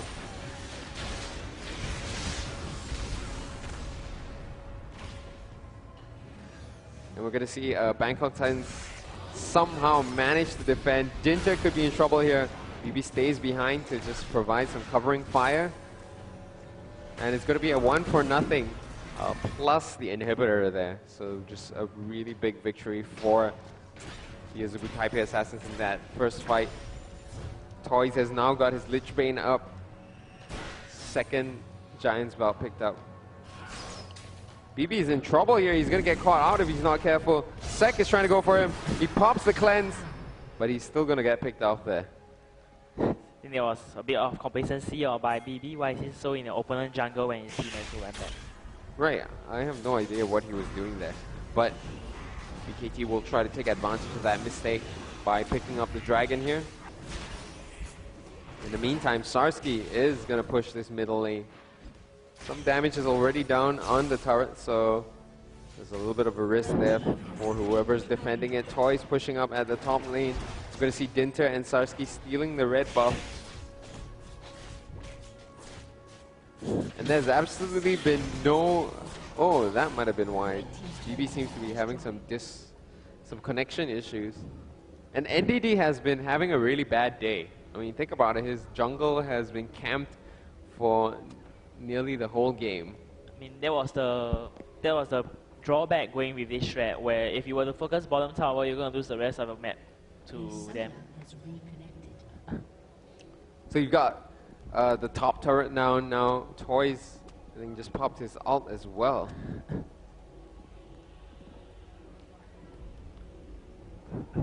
And look at the lead. At this point, I really don't know what, if anything, Probably nothing can be done by BKT. TP will just get down to the barrel and go for a push, and they'll probably finish off the game from there. Right, they're going to get this pretty easily. Even without their AD carry, they're still able to get quite a decent amount of damage down onto it. Stanley, they're doing a good job of tanking it. Pretty darn tanky at this moment. And here we're going to see the Azubu Taipei Assassins push forward.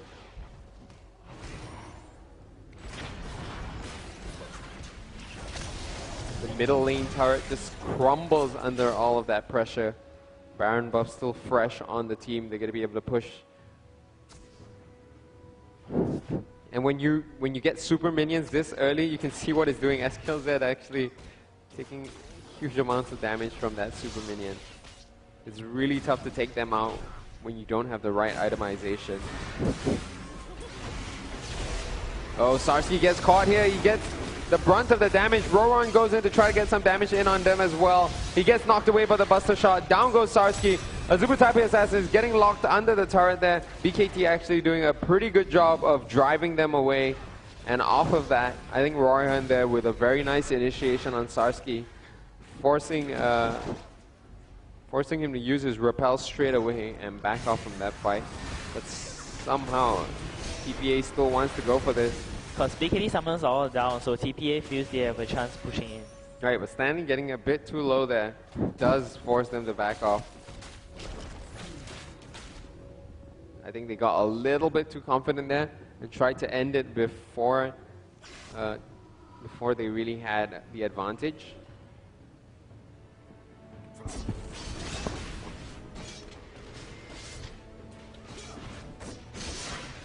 We do see Stanley just trying to get as much gold as he can before he goes back to base. He's probably gonna pick up another big ticket item on his next return. Sarsky putting out the pressure at the mid. And it just goes to show, you know, when you have somebody farming this far ahead by himself, obviously you're having issues with map control.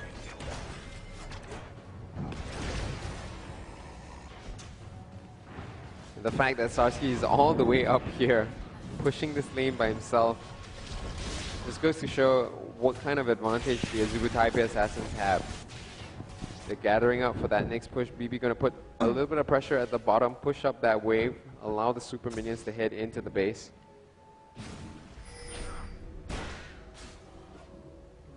And in the meantime, the rest of the Azubu Taipei Assassins will push up down the mid. TPA now playing more cautiously after being caught the previous time. Royhan does his flash up though, so he might consider flash outing either Toys or BB. Right, the turret does go down. The inhibitor is in trouble here. They need to go for that catch. NDD taking a lot of damage, forced to pop his ult.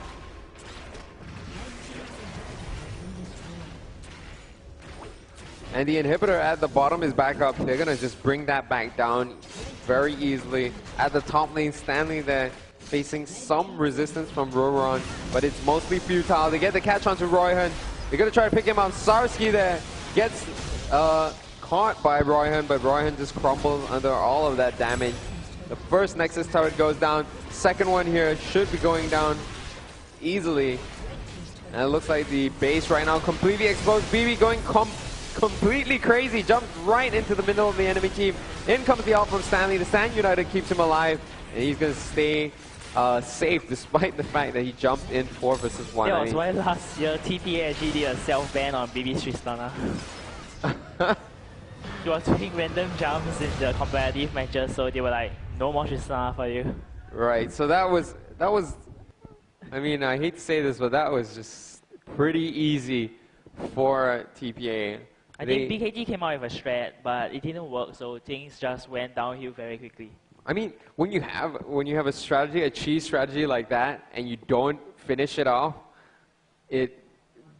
that's really all you have in mind. You know, I think it was pretty unfortunate that TPA picked Shen to go bottom, because Shen can defend a tower really well due to the taunt. Right. I mean, that puts a lot of pressure on you when you've got that taunt, because if you get taunted under turret, you're going to take about 2 hits, and basically that's going to make you lose a fight, even if it's a 2 versus 1. So big problem there for BKT. They made a nice attempt. I like that they came out with that strategy of getting some extra damage on the turret in the bottom. They made it too obvious though, because then TPA will know that you are definitely focusing on my bottom tower, so I will send Shen, my best tower defender, to stop you. Right. And of course the fact that they face checked the top, their red buff, that was a really big mistake. I mean, there was so many wards from TPA, that was definitely going to happen. BKT really still needs to brush up on that. Azubu Taipei Assassins coming back this week with 2 wins, so they aren't in that big of a slump altogether. They've managed to come back, and we're going to see them still holding on to that 3rd place. That's going to be it for tonight. Thanks a lot to Kailing here for being the guest caster, and we will see you guys again next week. Good night. Good night.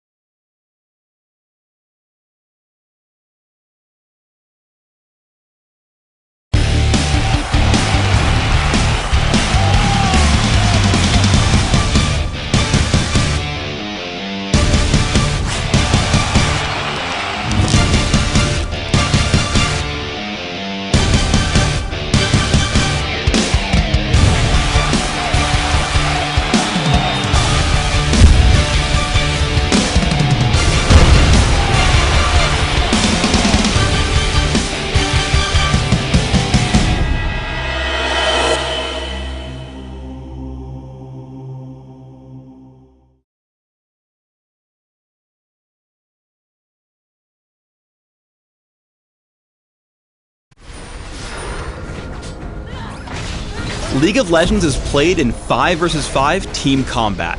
Each player controls an individual champion, using its unique abilities to aid allies and destroy enemies. Each team has a base filled with minions, turrets, and most importantly, the Nexus. The first team to push into the enemy base and destroy their Nexus wins the game. Players kill enemy minions, turrets, and champions to acquire gold and experience, growing stronger over the course of the match. Gold purchases powerful items, while experience allows a champion to level up and improve their special abilities. The scoreboard at the top of the screen shows you how many champion kills and how much gold each team has acquired. While these numbers are good indicators of how each team is performing, the only thing that matters is the destruction of the Nexus. No game is truly over until the final seconds.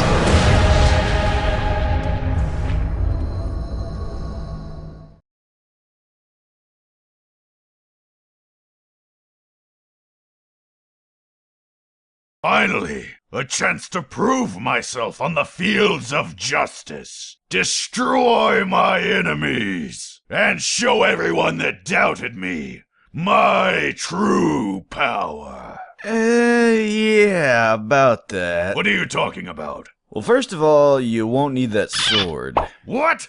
How am I supposed to fight? You'll have this. Well, I guess I can use this to hit stuff. Oh, you won't use it for hitting. Well, then what? Moving on, you're gonna need a mighty hat. I mean, helmet. There we go. Are you sure about this? Yeah, no, you're right. Maybe a different hat. And also, you're gonna need a bigger beard. What? Yeah, gray isn't good. White wizards, dive warriors are much stronger. Now just one moment. You're also gonna need some better armor. I don't see anything wrong with my armor. Hey! What the hell is this? That's your new armor of the gods. Doesn't look like it. Well, it is. Now let's take a look at your masteries. No, there's nothing wrong with my master. Oh, there they go. Let's set them properly. Oh, God. And now your runes. No, really, I already set them. Oh, no. These are all wrong. Okay. Oh, looks good. No, stop. Oh. Only a couple of warrior marks, couple items, and you're all set. Now get out there and show 'em what you're made of, warrior. Fuck you.